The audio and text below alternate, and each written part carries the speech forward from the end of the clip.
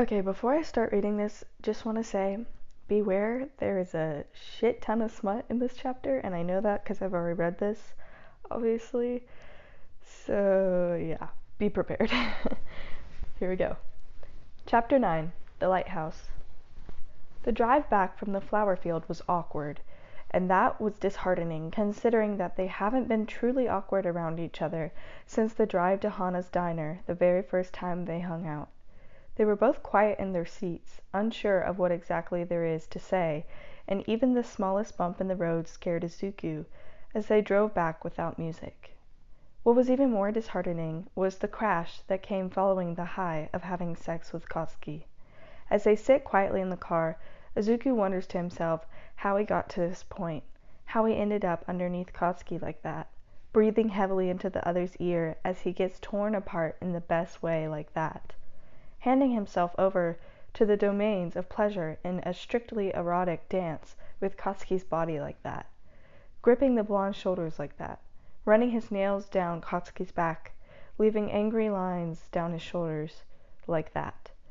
And that was when Izuku's gut twisted all over again, and he's reminded of the evening at the beach when he saw those same red lines on Katsuki's back due to someone else.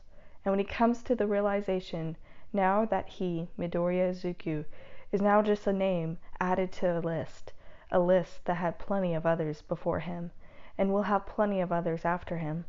Izuku's eyes widened at this thought, and he gripped the hem of his own pants to prevent a small cry of pain from slipping through his lips. He was essentially shirtless, considering that Katsuki had torn it off from the heat of the moment. The thought didn't settle well in his already fragile heart. The thought that nothing Izuku did tonight was new to Katsuki or special, not in the way it was for him. The way Izuku kissed him, touched him, took him in, were sensations Katsuki had felt numerous times with other people. People who were better, had more experience, who knew exactly what to do and how to do it. God, he felt like a fool. He felt heat rise to his cheeks as his retrospective embarrassment made it hard for him to breathe. Compared to Bakugo Katsuki, whose hands were full of experience and whose body knew exactly where to move at all times, Izuku probably seemed like a fool. He was just another name on the list. Great, Izuku thought to himself. So this is what it was like to have fucked Katsuki. He wonders if everyone else who slept with the blonde felt this sense of existential doom. He was probably the least experienced out of the people who the others slept with, and Izuku wondered if Katsuki knew. What is it? Katsuki finally said the first words of the night since they've gotten in the car. The road back was pitch black. Sorry, the author had a typo. And the cricket's song was haunting. The blonde's voice sounded tired and low, and his eyes were still trained on the road, face expressionless. Of course it would be. Izuku didn't think he was making his internal anxiety obvious, so with a forced, confident voice, the brunette asked, "What do you mean?" Katsuki didn't fall for it, and a moment later said, "Your pants are going to rip off if you grip it any tighter. You're breathing heavier, and you look like you need to throw up," he said in a monotonous voice. Izuku looked down at his lap and very softly laughed with no humor. "For someone who pretends to be nonchalant about everything, you've been watching me pretty closely, Kachan." To this, Katsuki had this to offer. "I'm just making sure you're not getting any wrong ideas about what happened." This made Izuku both more sad and angry. "Wrong ideas?" Izuku asked. "Geez, Kachan, do you get this paranoid about every piece of meat that you fuck?" He knew his words were harsh. "Piece of..." Katsuki's eyes darkened. "Oi, Deku, what? Am I wrong?" Izuku felt unfamiliar anger bubble up. "Because you just wanted to fuck, right? You didn't want any of the baggage, right? So, what am I but a piece of meat for you to stick your dick into?" Katsuki's tone was not happy. "Careful, Deku." The seriousness in the blonde's tone made Izuku stop and breathe. He wasn't used to letting his anger and sadness loose like this. Katsuki has had years and years to control his anger.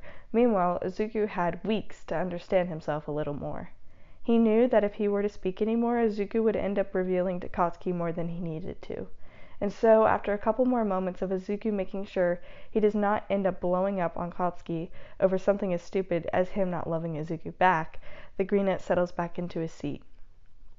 "Did you enjoy it, or not?" Katsuki asks, very objectively, eyes still staring at the road. Izuku is honest. "I did." "A lot, a whole fucking lot." Katsuki nods. "Good. It was your first time, right? How much did it hurt?" Izuku had a funny look on his face as he plays with the loose fabric on his pants.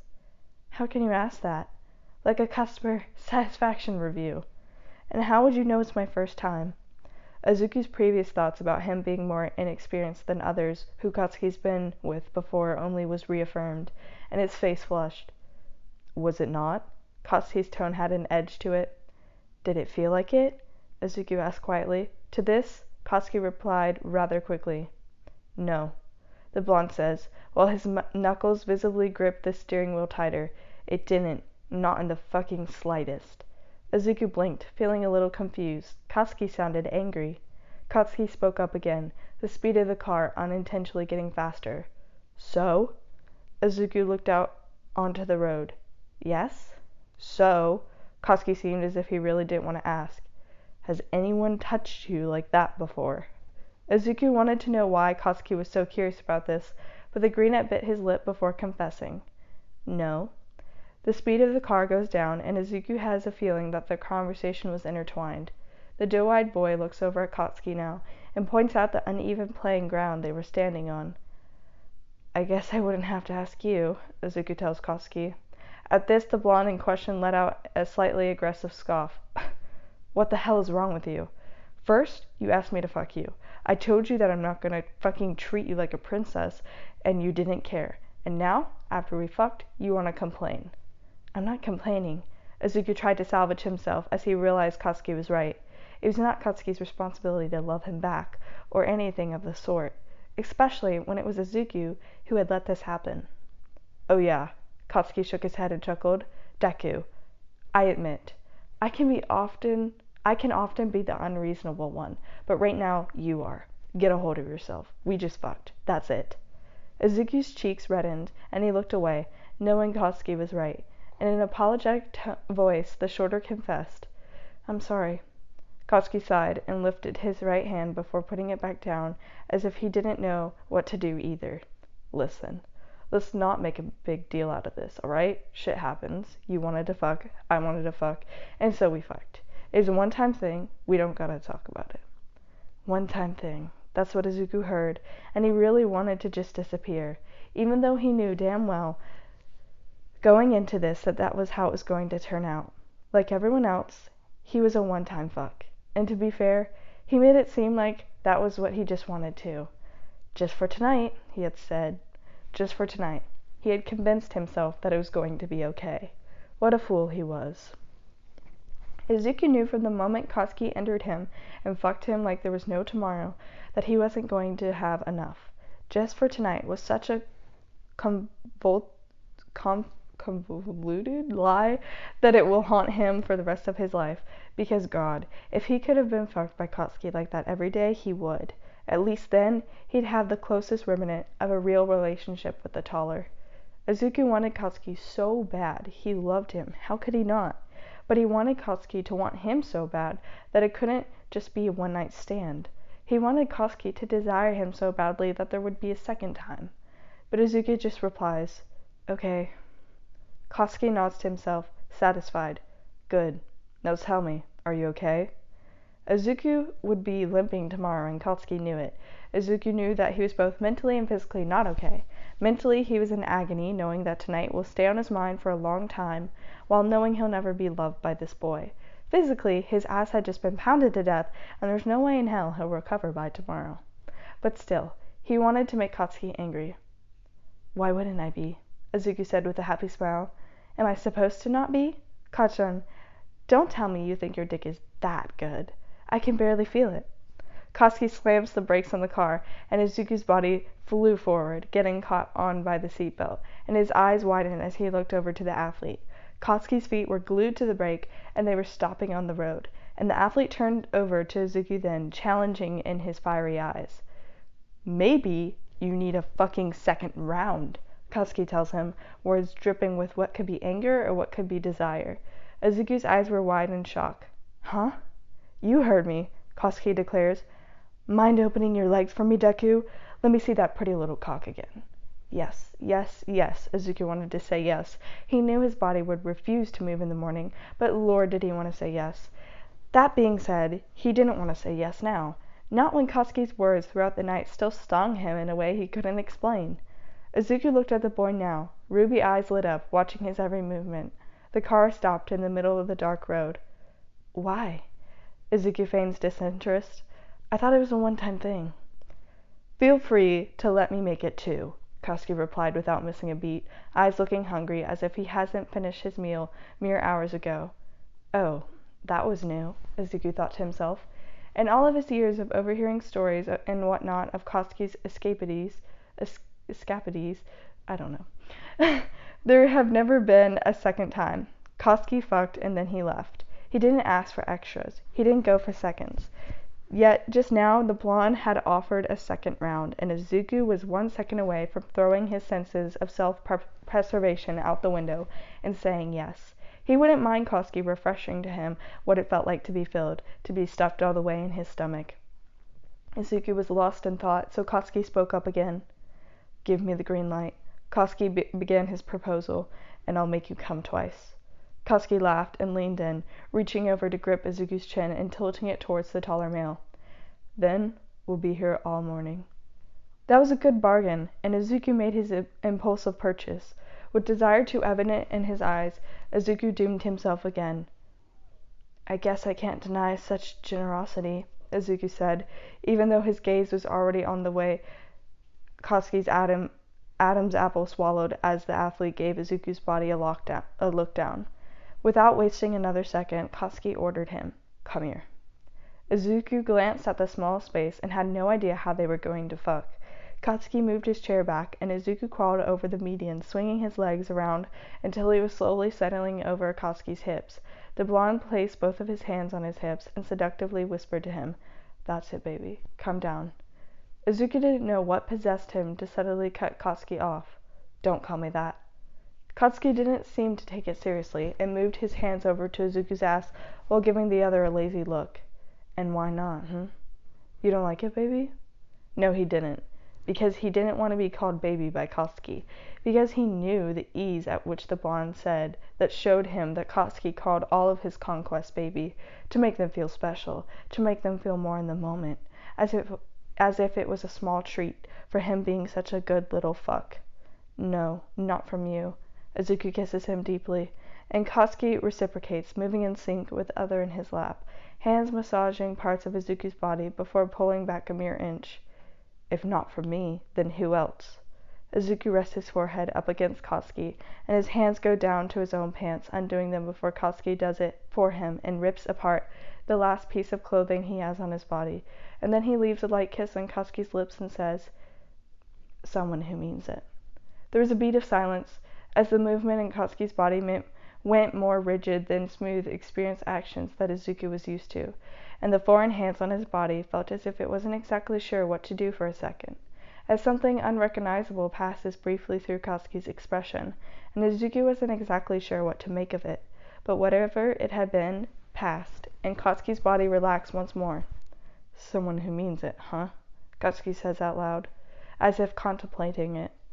I hope when you find that someone, you're reminded of how much better my cock is when he's fucking you, Katsuki says nonchalantly, before moving them so that Izuku was brought up and his pants slid off completely, leaving the brunette completely naked once more. Izuku's eyes widened as he stammered, Kachan! What? Katsuki asked, both bored and maybe even a little bit pissed. Izuku furrowed his brows. How could you say that? Because I wanted to, Katsuki tells him, and gestures at Izuku with his hands. Now sit back and play with your cute cock. I'll tell you when to stop. Izuku flushed, and he asked, I thought you were supposed to make me come, Kachan. We'll get there, Katsuki tells him before leaning back to watch. Right now, I want you to touch yourself. Izuku blinked at him, but felt a warm pool of desire in him. As Katsuki's hooded gaze looked on eagerly on his body, it made him feel preyed upon, as if Katsuki was admiring something he was planning to devour. He liked it. As Izuku sits back on Katsuki's lap, he brings his hands down his body until it reaches the base of his cock, and underneath him Izuku could feel Katsuki shift into a better position to watch, and it made the greenette excited. He strokes up his shaft once and licks his lips as he does so, breathing in as his still sensitive cock enjoys the touch. Katsuki has his elbow leaning on the windowsill, and the blonde's rough fingertips were thumbing at Katsuki's own bottom lip as he watched. Izuku continues to touch himself, getting hard rather quickly from how incredibly erotic this situation is, and gradually his hands on the cock speeds up, and as well as his breathing rate. Parting his lips, Izuku let out a tiny breathy moan that envelops the car, and Katsuki's face was filled with unblemished desire. "Stop," Katsuki tells him with a low voice, and the athlete's hands were on him in a second, as if he had been holding back everything in him just to sit back and watch. Katsuki's movements were desperate, hungry, and he grabbed and touched and kissed Izuku with an intensity that Izuku could barely keep up with. Izuku found it difficult to handle all the sensations coming at him, and he held on to Katsuki's shoulders as the blonde buried his face in Izuku's neck as his hands grabbed Izuku's ass to spread them apart. "You were lying to me, Deku," Katsuki tells him as his fingers circled the still lube slick hole. Izuku's back arched at how sensitive the area still was. Izuku panted. "About?" "Barely feeling it," Katsuki chuckles. "You think I wouldn't notice, you limping to the passenger seat?" "If you notice," Izuku said while nipping at Katsuki's bottom lip, "why are you bothering to prove yourself, Kachan?" The blonde stuffed 2 fingers immediately into Izuku's hole, causing the other to whimper out before teasing him. "Maybe this is just my excuse for a second round." The greenette's eyes flew open at the rough intrusion, and he almost forgot to register Katsuki's words. If the blonde wasn't playing around, nor was he beating around the bush, using the leftover lube still slick on Izuku's hot walls, Katsuki finger-fucked him in the front seat of the car as Izuku rolls his head back in pleasure. "Fuck." Katsuki sounded exasperated. "How the hell are you still so tight?" The boy in question bit into Katsuki's shoulder to suppress a moan, but the blonde pulled away in a jerking motion before warning Izuku, "Don't leave marks." Izuku was taken out of his bliss for a second at the command, and his eyes opened to stare up at Katsuki's fiery ruby gaze. The blonde looked rather serious about it, and although it hurt him a bit to see the athlete seem so appalled at the thought of being marked by Izuku, the greenette nodded. So nothing could be permanent with Katsuki, it seems. Their friendship, their intimacy, not even the touches that Izuku was allowed to give. Before Izuku was able to think on it any longer, Katsuki continued, and this time adding another finger. Izuku, still shaken by the earlier command, told the blonde with lies in his mouth, "Hurry up, I'm getting bored." Katsuki begins laughing, even though nothing was humorous. "Bored, huh? That's a first." The blonde then reached into the center console and began grabbing at something in his left hand, while his right finger still worked at Izuku, bringing what looked to be a condom to his teeth.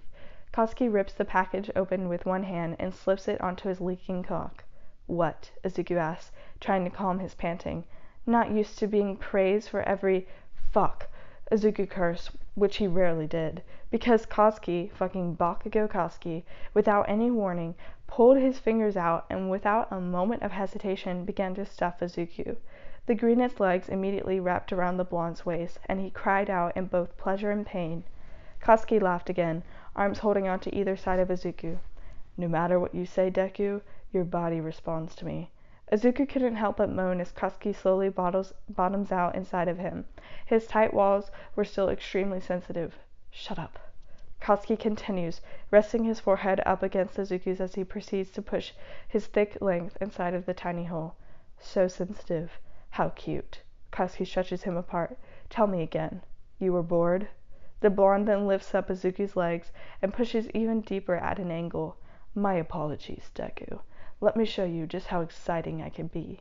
And then, without any further notice, Katsuki began to slam his cock out and back in Izuku's hole, not bothering to gradually pick up the pace. The athlete immediately went at an intense pace, and Izuku's mouth was open, bits of drools pooling at the side of his mouth, as he attempts to watch Katsuki's heavy cock ram its way inside of him. He ultimately gave up, not being able to hold his body together, as he is utterly destroyed from the inside and was loving it. and his head hits the back of the seat, chest breathing heavily, lips swollen with a sheen of saliva from Katsuki's rough kisses. Kachan! Izuku moaned out his name. Katsuki, the blonde corrected him, as he continued to hit every crevice deep inside of Izuku. The greenette will feel the gap in his stomach. When this is over, he knew it. The smaller boy complied immediately. Katsuki, please, he breathed out. At this, the athlete flips their position so that Izuku was back on top of the other, but instead of making Izuku do any work, Katsuki simply lifts Izuku's hips from the riding position and proceeds to fuck up into the smaller boy. Izuku's eyes flew open as his chest collapsed on top of Katsuki's, while the blonde holds him up by the ass and hip thrusts upwards into Izuku. The car was shaking, and Izuku was grateful that they were in the middle of bumfuck nowhere, or else being parked in the middle of a forest road just to fuck like desperate bunnies would have been a problem. Their breathing was ragged, and Izuku's plump ass jiggled every time Katsuki fucked up into him. Izuku was in bliss. His head was clouded with overwhelming feelings of Katsuki's touch, Katsuki's breath, Katsuki's movements inside of him. His blood was rushing everywhere, heart pumping overtime. He could do this forever. And Izuku, in his state of daze, voiced it too. I could, he panted, do this all night. Katsuki chuckled, as he pulls Izuku in for a kiss that involved tongue play, before grinning. Careful what you wish for. And Izuku honestly was grateful he wasn't being careful, because he ended up lasting only about 10 minutes longer before he came all over his own stomach, followed by Katsuki not too long afterwards. Izuku's body shakes as his second orgasm of the night hits, and his body buries itself onto Katsuki's arms, unable to pick himself up.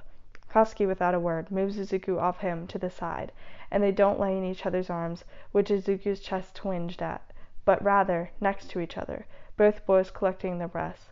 As Katsuki slides off the condom, tied a knot at the end, and puts it in a small bag for disposal. Again, Izuku observes the smooth movement, and it comes to the realization all over again just how experienced Katsuki was at this. Everything felt so fluid, and Izuku dooms himself to wondering, in his post-orgasm clarity, how many times the other has fucked someone just like this in this car. He knew it wasn't his business, his life, or his choices, and yet the greenette could only do so much about his insecurity. Izuku stares at the boy, who he was painfully in love with the realization he had just had mere hours ago, and felt a sick sadness, knowing this was the only way he could have Katsuki. In the small hours in the night, where the only ones who could see were the crickets that sang its song for them. Katsuki sat forward, tapping his hand on the console, as Izuku just laid back to collect himself. The greenette raised a hand to trace up over the tattoo on Katsuki's back one more, gliding his fingers over the wings and then over the intense eyes that almost resembled Katsuki's own. Strength, flight. Hawks were a predatory animal, with sharp talons deadly enough to pierce through hearts, and just about now, Izuku felt like the prey. The blonde turned his head around, looking at Izuku's still naked body, and leaned down to run a finger over the boy's freckles before asking, I got 3 more, gesturing to the condoms in the center console. We could run through the whole pack. Izuku's jaw dropped, and he blinked at Katsuki. We could what? Katsuki dropped his forehead down to Izuku's. Run through the whole pack. Stay here until morning. The other giggled, putting his hands over his face. Kachan, you can't physically do that. Oh yeah? Katsuki grinned, reaching up to remove Izuku's hands. Try me. Izuku gave Katsuki a funny smile. We're in the middle of the road. We are. Katsuki nods. We could do it in the middle of your driveway if you prefer to be closer to home. Izuku flicked Katsuki on the arm, as if my relationship with my mom isn't strained enough. I wonder how... Katsuki placed a kiss along Izuku's jaw. Auntie would enjoy knowing her precious little son got fucked over. A kiss on Izuku's chest, and over. Another on the boy's stomach, and over. And another one on Izuku's hips, and over again by me. Katsuki chuckled. Izuku's face flushed from the thought, and his legs pushed together as Katsuki got lower. Kachan, the other hummed, tilting his head back to look up at Izuku, then waited. Izuku looked into those eyes and knew there was no way he was ever going to say no, which killed him, because he knew what was good for him. He knew what would safeguard him when this all goes up into smokes, and yet He looks into the eyes that he loved, filled with lust for him and only him at this moment. Izuku knew he was done for. Run through the pack, Izuku tells him in a soft plea. If it was only one night, then hell. Izuku was going to make the most of it. It wasn't one night. If Katsuki had been the one to propose that, then the blonde sure pretended that he forgot about it. In fact, not only did Katsuki pretend he forgot what happened was supposed to be a one-night thing, but the athlete decided that he simply was not going to have enough. Yes, they ran through the condom pack, and when 6 a.m. came around, they practically had to carry Izuku inside, considering the other could not walk. The first thing Katsuki seemed to do was go buy another one. How did Izuku know this exactly? Because there was a knock on his window the very next day after classes, and when Izuku painfully walked over to the window, knowing exactly who was on the other side, Katsuki hopped in and stood up in front of Izuku, looking down at the much shorter male. Izuku stared up at the massive 6'4" blonde with wide eyes, who looked down at him with complete and utter desire, and before he could even ask what was going on, Katsuki cupped Izuku's soft face in his rough palms and pulled him into a deep kiss. Those sweet lips that tasted like sugar. Izuku was shocked by the action, and couldn't move for a moment as Katsuki goes all in, but after a moment the greenette, deciding he'll question later, wraps his arms around the taller and equally desperately returns the kiss, and for another 5 or so minutes they roughly make out as if running out of time, before Izuku pulls away. Is this what you're here for? Izuku asks him. A small trail of saliva leaves his lips. To fuck? Yes. Katsuki nipped at the bottom of Izuku's lip, and to steal you away to play some basketball. Kachan, Izuku gave him a look. You can't possibly think after last night I can play basketball right now. Katsuki hummed in consideration. So just fucking then, huh? The greenette rolled his eyes. What happened to this being a one-night thing? I don't remember that, Katsuki denied. If you don't want to, that's fine. I want to, Izuku said, before his rational side could catch up.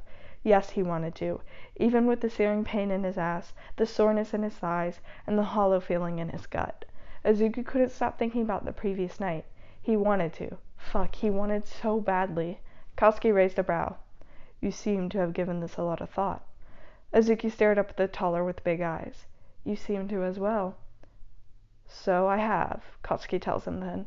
Tell me, what conclusions have you gotten to, Deku? Izuku still has his arms around Katsuki's shoulders, and his eyes lay on Katsuki's lips. His heart was beating fast, and he was trying to find an answer that wasn't too indicative of the emotional struggle he was dealing with internally. Izuku answered. He wasn't sure how to word it. I want more, he tells Katsuki. If he was being honest, Izuku wanted more of everything. He wanted more tenderness, he wanted more time, he wanted more of Katsuki's feelings, even if he knew he wouldn't get it. But if all he could receive was more sex, then he'll go with what he can get. Good, Katsuki tells him, forehead against forehead. I need more. The slight change in wording surprised Izuku, but it only fueled the fire in his system, and Izuku's eyes widened at Katsuki's statement, and they held this strange contact for a while, where Izuku wonders if this was just all a game to Katsuki, or if these words were actually coming from the other's mouth. He only had time to contemplate a little bit, before Katsuki leans in his head back down to take up Izuku's lips in his own, and the greenette closes his eyes to receive the kiss. What was happening? Izuku wonders to himself. It always felt like just as he gets comfortable, some change blows in and makes him realize that there was more he needed, more he wanted, and he wonders just how long this new dynamic between them could last before another storm comes forth and leaves him needing more than just this soulless intimacy not meant for true lovers. Katsuki's hands loved to touch him. He knew that for sure. His shirt was runched up in Katsuki's palm, and the other was pressed up hard against him, and Izuku felt as if his breath was stolen straight from his lungs as Katsuki kisses him deeply. And just as it looked like the blonde was going to go further, Izuku put a hand to his chest. Wait. Izuku felt a little pain to even say it. Katsuki pulled away and looked down at the shorter, doe-eyed boy. Izuku swallowed, unsure of whether he should really request this, but for his own good he feels like he needs to. Sex? Izuku nervously says. Can we not do it today? I'm still very sore from last night. The reason Izuku didn't particularly want to ask this was because he was stupidly afraid. He was afraid that if he were to say no to Katsuki, then the blonde would just turn to someone else. And every time he thought of that, no pain in his body matched the pain he felt in his head, imagining those hands on someone else, those lips on someone else. Izuku was afraid that if he wasn't going to take his place in Katsuki's bed, then someone else would. But he knew that that was flawed in so many ways, that he shouldn't feel pressured to sleep with anybody when his body wasn't feeling up for it. Still, that didn't erase the fear of losing the closest thing he had to real intimacy with Katsuki. And it seemed like it showed, for the blonde asked him then, "Of course, you idiot." Katsuki gave him a look then. "Why the fuck do you sound so nervous?" Izuku looked away, scratching the back of his neck. I do?" The blonde forced Izuku to look at him. "You do. Tell me why." Izuku desperately wanted to avert his gaze, but couldn't, so he just said, "I just don't want you to feel dissatisfied." Katsuki tongued his cheek, looking up at the ceiling before moving his gaze back down to Izuku, telling him with a stern voice, "Oi, nerd. If you ever have a fucking piece of shit who would feel dissatisfied if you're not in the mood to mess around, then I'll go after him myself, and then I'll slap the shit out of you for making dumbass decisions." Izuku laughed, feeling both slightly relieved that Katsuki had always had a way of watching out for him with some life lesson, and strangely enough sad that Katsuki didn't want Izuku to himself enough to care about the possibility of Izuku sleeping with someone else. It was stupid, but Izuku wanted Katsuki to hate the thought of it so much that he didn't even bring up the suggestion. Everything Katsuki said, his attempted threat, those were things of protective friends said to each other, and Izuku didn't want to be friends. "Come on, then," Katsuki then tells him, moving back. Izuku frowned. Where?" The athlete gestures down the stairs. "To play basketball." Izuku shook his head. "Kachan, did you not see me in school today? I can't play basketball today. I can barely walk." Katsuki snorted. "Sure did. You should have seen Fuckface's expression." "Kaido?" Izuku's eyes widened as he remembered. "Seeing you fucking limp around," Katsuki recalls. "I hope that shithead knew it was me." Izuku exasperated. "Kachan, that's not funny. My friends were asking me what happened all day." "Yeah?" Katsuki asked, intrigued. "And what did you tell them?" Izuku looked away. "I said I fell down the stairs." He blushes before pointing fingers. "Which is what's going to happen if you try to make me leave my room." Katsuki rolled his eyes and then turned around, dropping slowly to a low squat. "Get on, then." "Huh?" Izuku blinked at Katsuki. The blonde's head looked up. "Hurry up, shit nerd. Get on my back." Izuku gently pushed Katsuki's head forward. "And do what exactly?" "Do I have to spell it out, Deku?" Katsuki groaned. "We're gonna hang out, you little shit." "Oh?" Izuku teased with a smile. "You're going to carry me everywhere?" The blonde rolled his eyes impatiently. "Obviously. Now fucking get on." "Fine, fine," Izuku says before lowering himself onto Katsuki's back.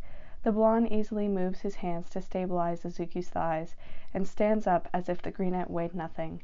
Izuku holds on tightly, resting his chin on the boy's shoulder. He wonders how life could be like this for them. Just yesterday, Katsuki pinned him under the moonlight, and took his virginity with no promises to be tender, and today he was carrying Izuku on his back everywhere, just so they could get out of his house. Once Izuku got settled, Katsuki easily made his way out of the bedroom door and down the stairs, making stomping noises as he goes down, and pretends to drop Izuku forwards down the stairs, causing the smaller to threaten to pull pieces of Katsuki's hair out. "Katsuki?" A feeble, womanly voice came from the kitchen. Katsuki stops at the bottom of the stairs and looks out onto the dimly lit kitchen where Inko Midoriya stands, a mug of tea in her hands. Her eyes look a little forlorn, but she watches the two of them curiously, more specifically the smile on Izuku's face that dropped into a sad expression once he sees his mother. Her hair was a bit of a mess, and the atmosphere in the bottom floor of the house was icky. "Auntie." Katsuki nods towards her. "Mom," Izuku says softly, eyes averting her gaze out of both guilt, pain, and residual anger. "I didn't see you come in," Inko tells Katsuki. At this point, Inko knew that there were ways to sneak in and out of the house, particularly Izuku's room, so Katsuki just didn't say anything at all. He's come over quite a few times since the entire fiasco between Izuku and his mother, but Inko has mostly kept to herself, while watching their interactions rather closely. Where? Inko began, her voice filling the even quieter house. Where are you going? Izuku moves his face so that his cheek rested against Katsuki's back on the other side, not directly facing his mother, and so Katsuki answers for him. We're going to the basketball court, near Hinto Street. Oh, Inko replies and just stares down at her cup of tea for a moment before continuing. Have fun and stay safe. Izuku just paused. He could tell how much it pained her to say, and out of habit, his mother tacked on this stay safe at the end, and so, quietly, Izuku just replies, thank you. Katsuki leaves the house, with Izuku on his back still, stepping down the porch before telling the shorter, reach into my pocket and get my speaker out and phone. Izuku pursed his lips. Reach into your pockets? Yes. Katsuki gives him an amused look. You were bouncing on my cock just yesterday, and now you're too fucking shy to reach into my pocket? Jesus, Deku. Izuku pursed his lips. Izuku's eyes widened. Kachan, don't just say that out loud. Oh, my bad. Katsuki gestured up at the telephone poles. It would suck if these crows overheard us.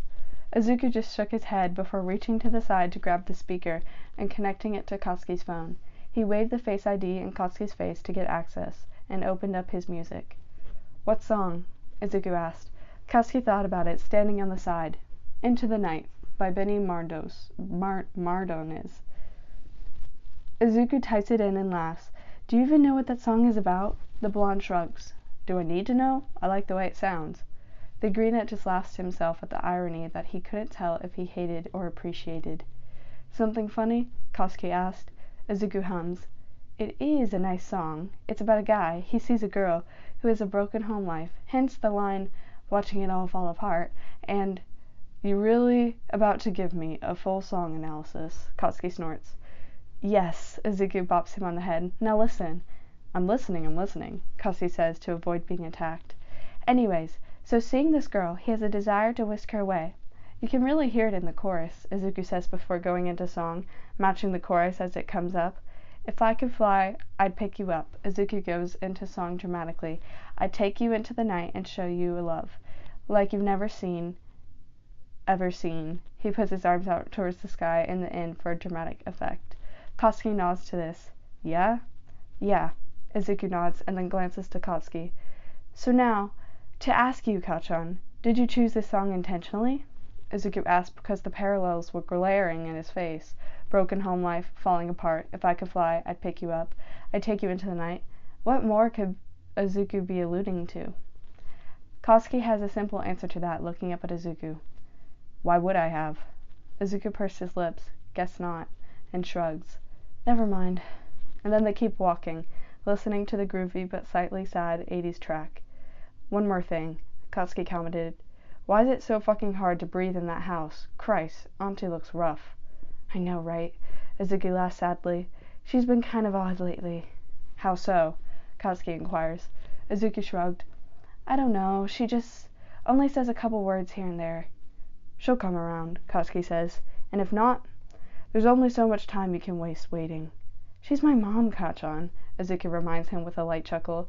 It's easy to say that you'll give up or run away or hate a person when you're watching from the outside, but when she's your own mother, has clothed and fed you from birth, and made a lot of both great and bad memories with you, it's not that easy.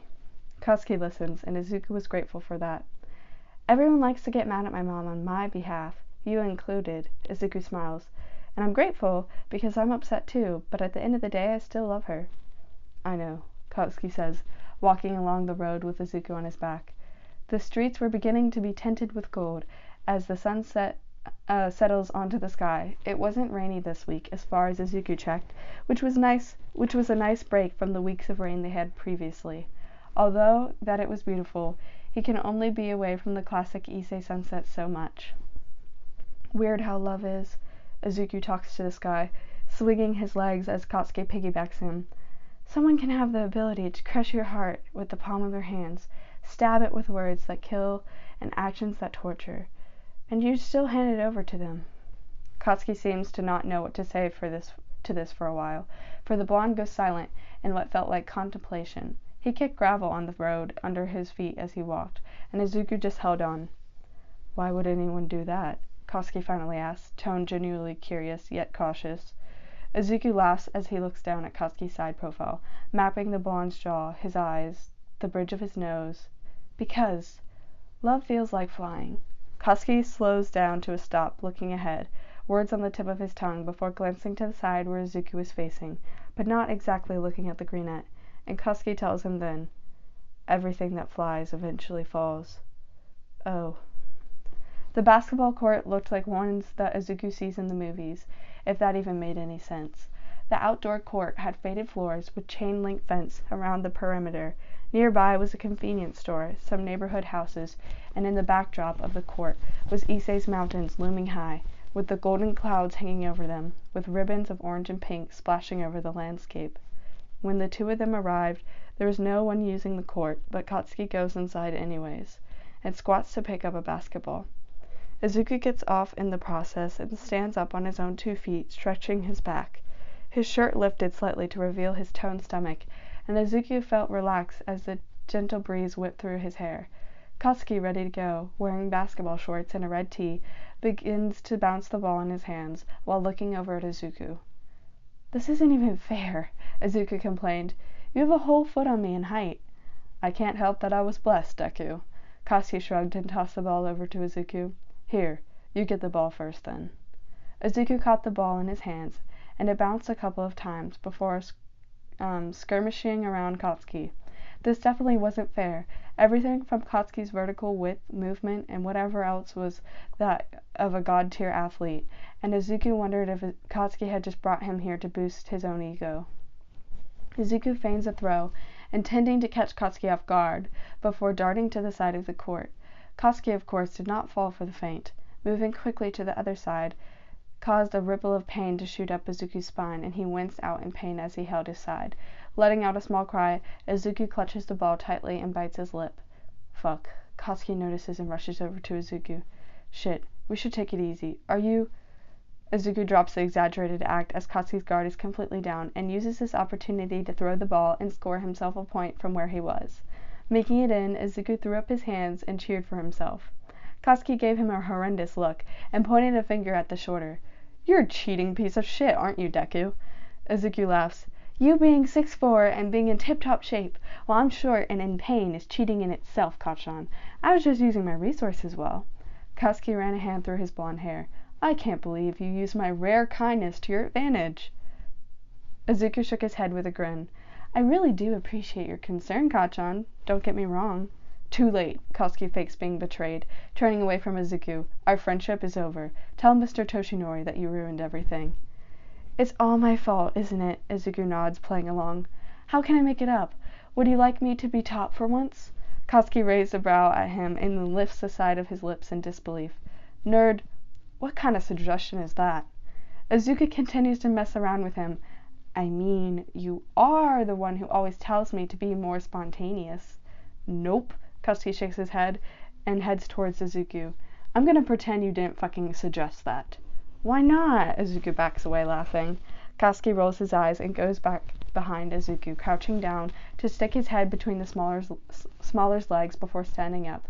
Izuku immediately lost balance before Katsuki stabilized him, so the greenette was now sitting on the athlete's shoulders.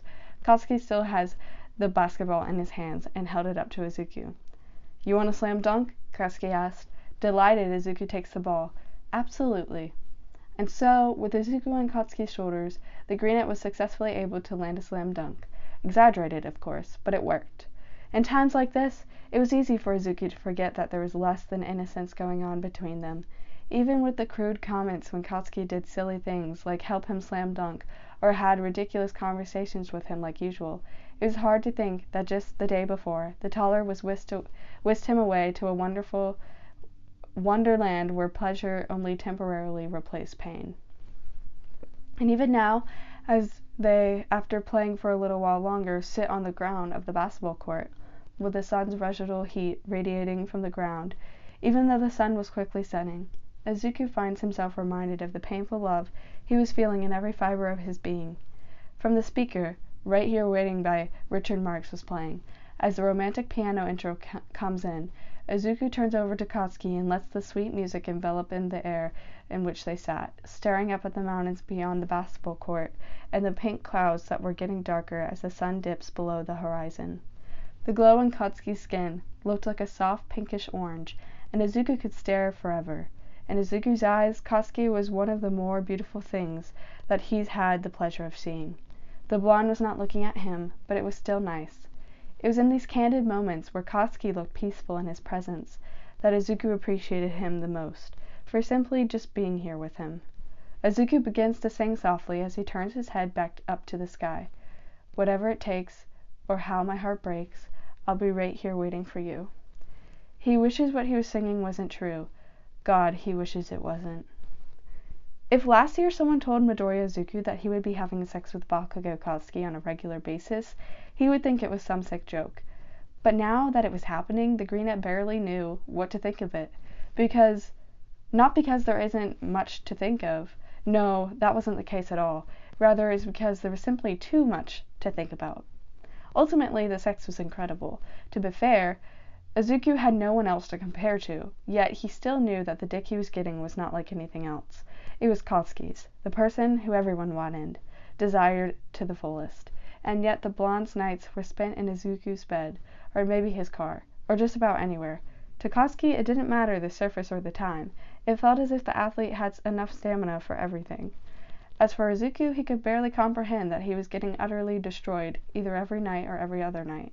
His body had gotten relatively used to it, where the pleasure heavily outweighed any residual soreness he had, but only barely outweighs the mental struggle he'd deal with afterwards. Izuku has picked up several things about both he and his friend at this point. The first is that they could go several rounds if there is enough time between to recharge, and this was a little problem if it was late into the night and Inko Midoriya was down the stairs to the left. There was no option for Izuku to scream, so Katsuki would just have to fuck him with a hand clamped over the shorter's mouth. Izuku's tears from pleasure would run down the blonde's rough hands, clamped tightly over his mouth, as the athlete would fuck into him from behind. Izuku's ass in the air, face stuffed into the mattress, with the sound of his cock slapping against Izuku's cheeks, seemed to be one of Katsuki's favorite positions, considering how often he'd wanted Izuku in it. As for the Greenette, he loved when he was a missionary, with his legs bent over Katsuki's shoulders, and the taller roughly bounding at an angle inside of him. Katsuki found his spot every single time, and Izuku was such a screamer that the blonde either had to stuff the Greenette's face into the mattress or clamp his hand like this to ensure that the boy's mother would go up and see what the hell was going on. But Inko was the extent to which Katsuki cared who heard, because everywhere else was a free-for-all. A rather stupid incident came when Izuku was pulled into the locker room of the pole vault team during their block practice that happened during school hours. He had been dropping by to deliver something from the school office when Izuku was pushed into the locker room by none other than Katsuki himself, and hands were all over him in minutes. Clothes were off in even less, and the foreplay barely lasted any time, as Izuku and Katsuki both were already ridiculously turned on. "Kachan!" Izuku moaned out as quietly as he could, head thrown back against the locker that he was being held up against. Not here." "Not here?"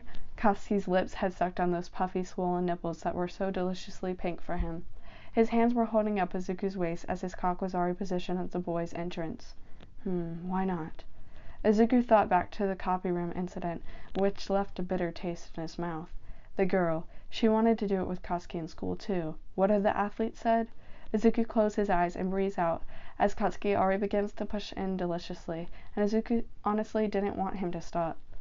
"Don't you want to not get kicked out? You got a big future," Katsuki grumbles in his ear as his cock pushes further inside of Izuku's walls.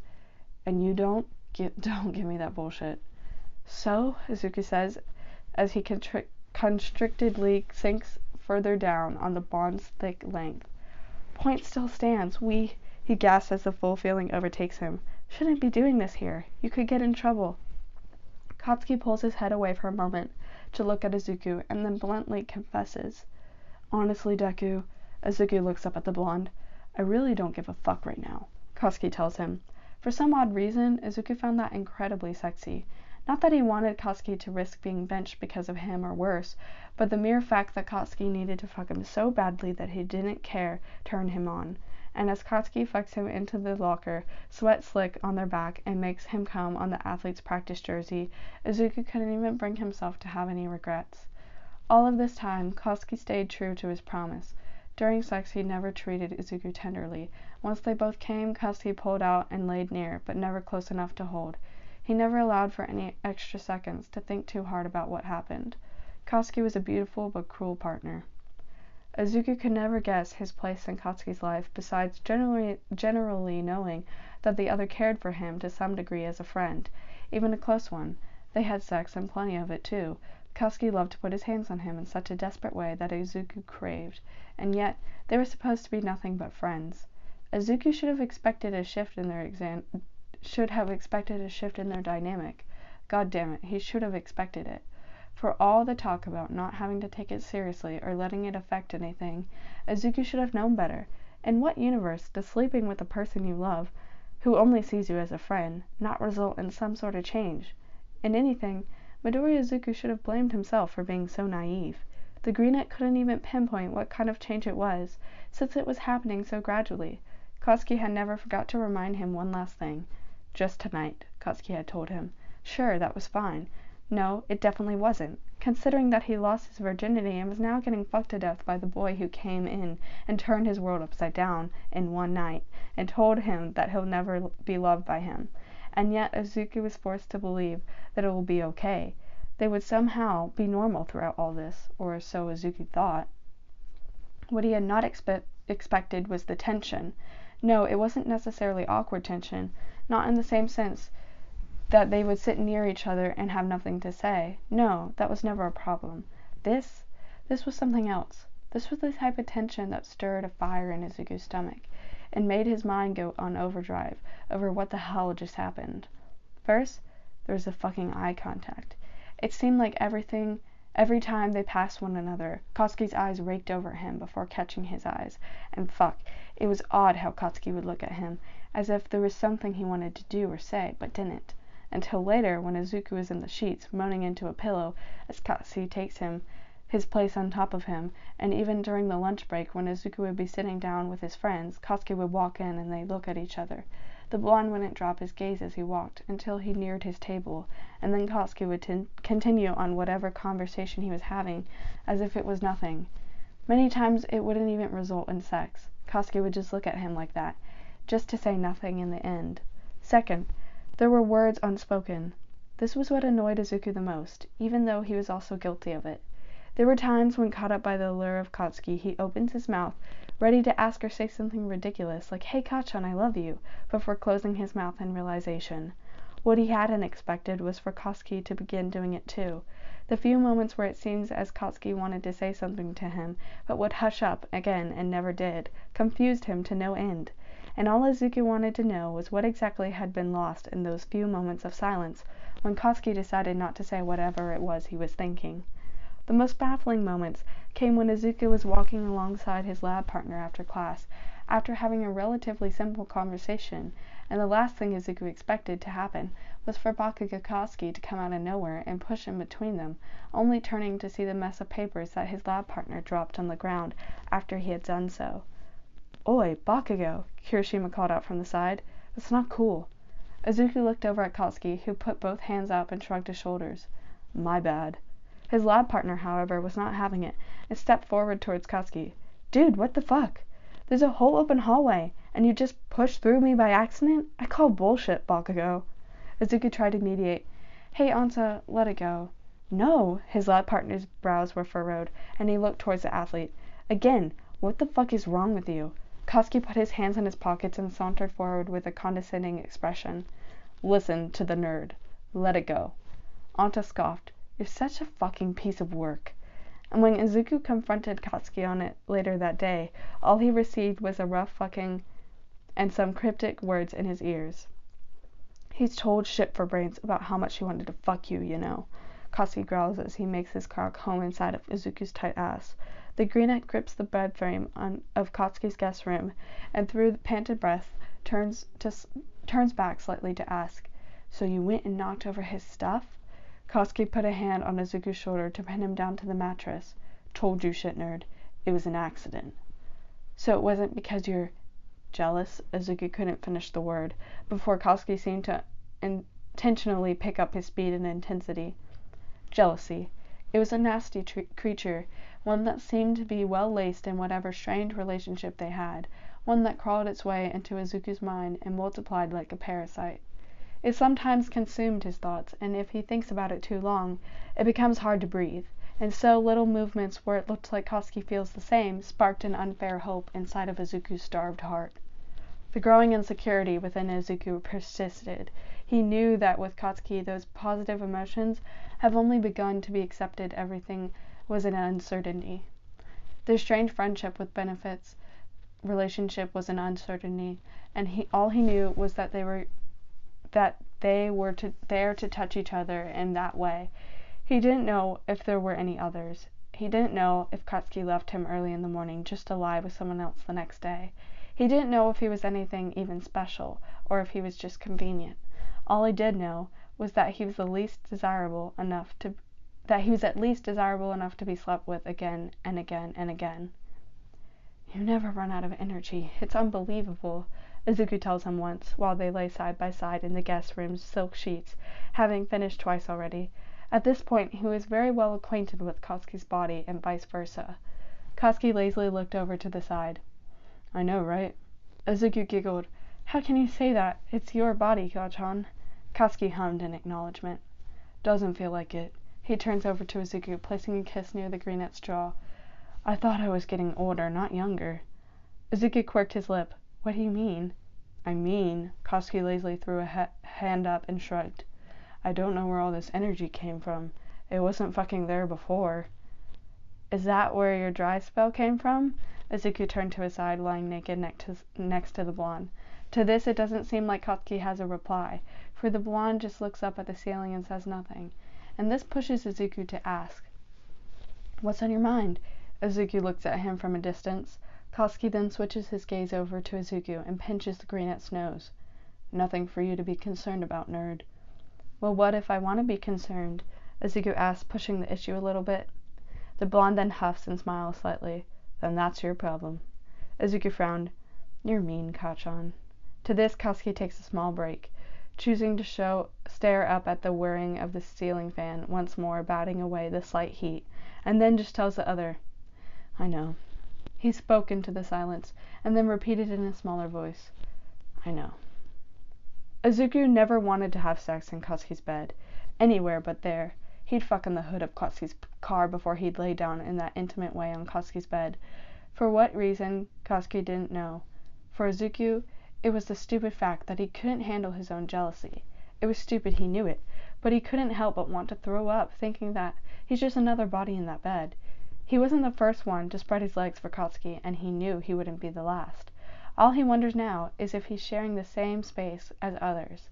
In that bed, did Katsuki bring home anyone when Izuku wasn't there? In those sheets, was someone else calling out the blonde's name when he couldn't hear? He knew it was stupid, yet he still rejected the offer when it's presented.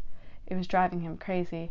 It felt like Katsuki was playing him like puppets on a string, because Izuku was falling deeper into love day by day, to the point where he was drowning in his own unrequitedness. Why? Sure, Katsuki was a rather cruel lover, but boy, was he an intensely breathtaking friend. Just because they were having sex didn't mean that everything else stopped. The stupid adventures that sent rushes of thrill through Izuku's dopamine-craved brain were still happening, as Katsuki whisked him away from his home off somewhere. Izuku, with the state of his house being what it was, could honestly just leave out the front door and meet Katsuki in the driveway. But in light of tradition, the blonde still chooses to surprise the other by knocking on the window to sneak him out. In a way, it was charming. A knock comes on Izuku's window on a quiet Tuesday afternoon. They had not discussed going anywhere or anything, so like how it often is, the blonde's presence comes as a surprise. Izuku waltzes over to open the window, letting the blonde hop in. Kachan, if you were anybody else, consistently knocking on someone's window without notice would be really creepy. Izuku laughs as he lets the boy in. He doesn't get to this day he doesn't get to this day how it exactly got to a point where they hung out all the time. It became so often that taking a picture for proof of the project's progression slipped their minds. Katsuki grinned as he sauntered in, and reached a hand out to run his fingers through Izuku's hair, ruffling it up a bit. You open your window automatically nowadays. One day, you're gonna open it, and it's not gonna be me on the other side. What are you gonna do then, nerd? Izuku shudders at the thought. Stop, don't even suggest that, Kachan. It's so creepy. Katsuki picked up a flyer off the ground and observed the contents before holding it up. You going to this? What's that for? Izuku tries to look and recall. Oh, the night market? He thought about it. Most likely. You want to come? Izuku had also been getting better at initiating the plans, not just with Katsuki, but with the occasional times he hangs out with his own friends. It felt good taking initiative. The only hard part was if the initiative was rejected, but Katsuki has yet to say no. Katsuki hummed. What's there, just fruits and shit? Izuku laughed. Kachan, no! Have you never been? The blonde shook his head. Nah. My mom does custom prints, as you know, so she'll have a stall every year, Izuku explained. If it was one of those few fun things I got to do, the entire town square gets blocked off and redecorated to the point you don't even recognize it. There are colorful lights everywhere, tons of booths set up, and tables, or even on the street where people around Ise and in the country can sell artisan crafts or whatever they want. There's a lot of good food stalls too, and Izuku giggled. In the middle of the square near the fountain, there's always an outdoor disco that only the old people do. Katsuki watched the boy enthusiastically talk about the event, and smiled to himself while tossing the pamphlet to the side. Sounds interesting. Let's do it, nerd. Really? Izuku asked him, leaning against his desk that still had things spilled everywhere from the time when Katsuki fucked him over it. Are you sure? It's tomorrow and you have the tournament on Saturday. That's plenty of fucking time. Don't worry about it. Katsuki brushed it off. Speaking of that, I've been working on some new shit. You noticed yet? Izuku frowned, not exactly recalling what Katsuki was talking about. Of course he made his way to the blonde's practices like he did, and spent some afternoons just staring at how the athlete flies, wondering if he'll ever come down to pull him off the ground. And so it seems that whatever new thing Katsuki was working on, it was a minute enough difference that it must have been in smaller details. Izuku would have had to look closer next time he was at practice. The blonde was still attempting to clear 7-Eleven as it is. I haven't. Izuku blinked up with wide eyes. What is it? Katsuki cracked his neck and grinned. Just come watch Thursday. The brunette gave him a funny smile. Haven't I promised you before? You don't need to ask. People like to make a lot of promises, Deku, Katsuki reasoned. Just making sure. I know. Izuku rolls his eyes playfully, then asked, Are you just here to hang out then? Nah, Katsuki shooed him away. Go change. Change? Izuku considers. Into what? Something you can swim in. Katsuki pushes him towards the closet. Hurry the fuck up. The sun's gonna set soon. I'm going, Izuku says before rushing into his closet and grabbing a pair of swim trunks. He hasn't had to use these much before, and Katsuki started whisking him away, but now he has 4 or so, and they're the staples of his closet. They end up driving towards the coast, which makes Izuku think that they were just going to the beach. The sun was moving across the horizon, and it looked like a scene from a movie. The windows were rolled down, Izuku's green hair was bouncing in the wind, and Katsuki's Ray-Bans framed his face well. A nice track played in the background, Is This Love by Whitesnake. It was released in 1987, if Izuku could recall, and he taps his fingers against the side of the car as the chorus comes in. Their whip cruises down the seaside road, and Katsuki takes a left towards the mountains a bit, more towards the undeveloped coastline. Where are we going? Izuku asked over the music and wind blowing through the car. Katsuki points towards the distance. There! I haven't been there before. I'm not even sure if we should be doing this. Izuku cranes his neck. Where? And that's a little scary, Kachan, he laughs. If you aren't sure we should do it. My judgment ain't that great sometimes, nerd. Katsuki chuckled. I fucked your brains out in a school locker room. Izuku flushed and shriveled into his seat. You know, Kachan, if you don't make comments like that, I would totally forget that we do that kind of stuff. Katsuki raised a brow as he drives towards the end of the road and where the rocky mountainside began, sitting right on the beach 50-foot-high rock cliffs that had waves crashing against. And then above the cliffs were the mountains, green trees where they began, but Katsuki parked at the dead end. You've taken my cock at least 30 different ways now, and you can't even say sex. Katsuki sneered. Come on. I like it when you dirty your mouth. Izuku elbowed him from the side and decides to ignore the comment. Anyways, this is a dead end. Are we going to scale the rock or something? Izuku takes a wild guess. Precisely, nerd. The athlete confirms and exits the car, kicking off his shoes and taking off his shirt before tossing it in the back. Come on, take off your shirt and shoes. Wait, what? Izuku says as he stumbles out of the car, questioning the other, but still takes off his shirt and flip-flops anyways. Katsuki locks the door and begins jogging across the sand towards the rock cliffs, and Izuku runs after him. The blonde walks towards the water's edge, where the waves ebb back and forth inland, and his eyes scan the uneven rocks. Izuku just follows him.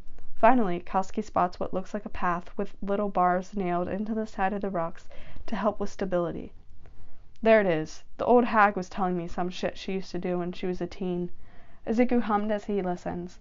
Katsuki continues. She said that they used to scale this rock side, and there's a path, but no one's used it in a while ever since a kid slipped and died. Katsuki laughs. Izuku looks at him stupidly. Kachan, why are you laughing?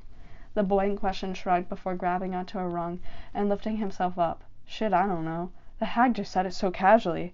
It was hilarious. He looked back down at Izuku. You got it? Izuku appreciated that Katsuki asked him if he could do it himself before putting a hand out. That was one of the things he silently appreciated about the athlete. His first assumption was that Izuku could do it himself, and if that was wrong, that's when Katsuki would offer his help. Too often, because of his size, appearance, and personality, people have the opposite first assumption, that he couldn't do something, to which he had to work to have them believe otherwise. Izuku grabbed onto a rung and pulled himself up the first ledge. I got it. Thanks, Kachan. The athlete looks up further. Up there, it looks like there's a pretty steep incline. You ain't tall enough. I'll lift you up there. Izuku nods. Alright, don't slip then, or I'm coming down with you. Thanks for the obvious, Deku. Katsuki sneered before grabbing the next rung. And then they continued that way. 50 feet was not actually too high. Izuku assumed that there was a good lookout or something at the top for the ocean, and just kept climbing after Katsuki. It wasn't a rigorous climb at all, aside from some of the taller ledges that he needed Katsuki to lift him up on. Other than that, it would take about 10 minutes to scale up to what seemed to be the top. What Izuku was more scared of, rather than the possibility of slipping, was if he accidentally grabbed a rung and there was some type of spider on it, which was why he let Katsuki go first.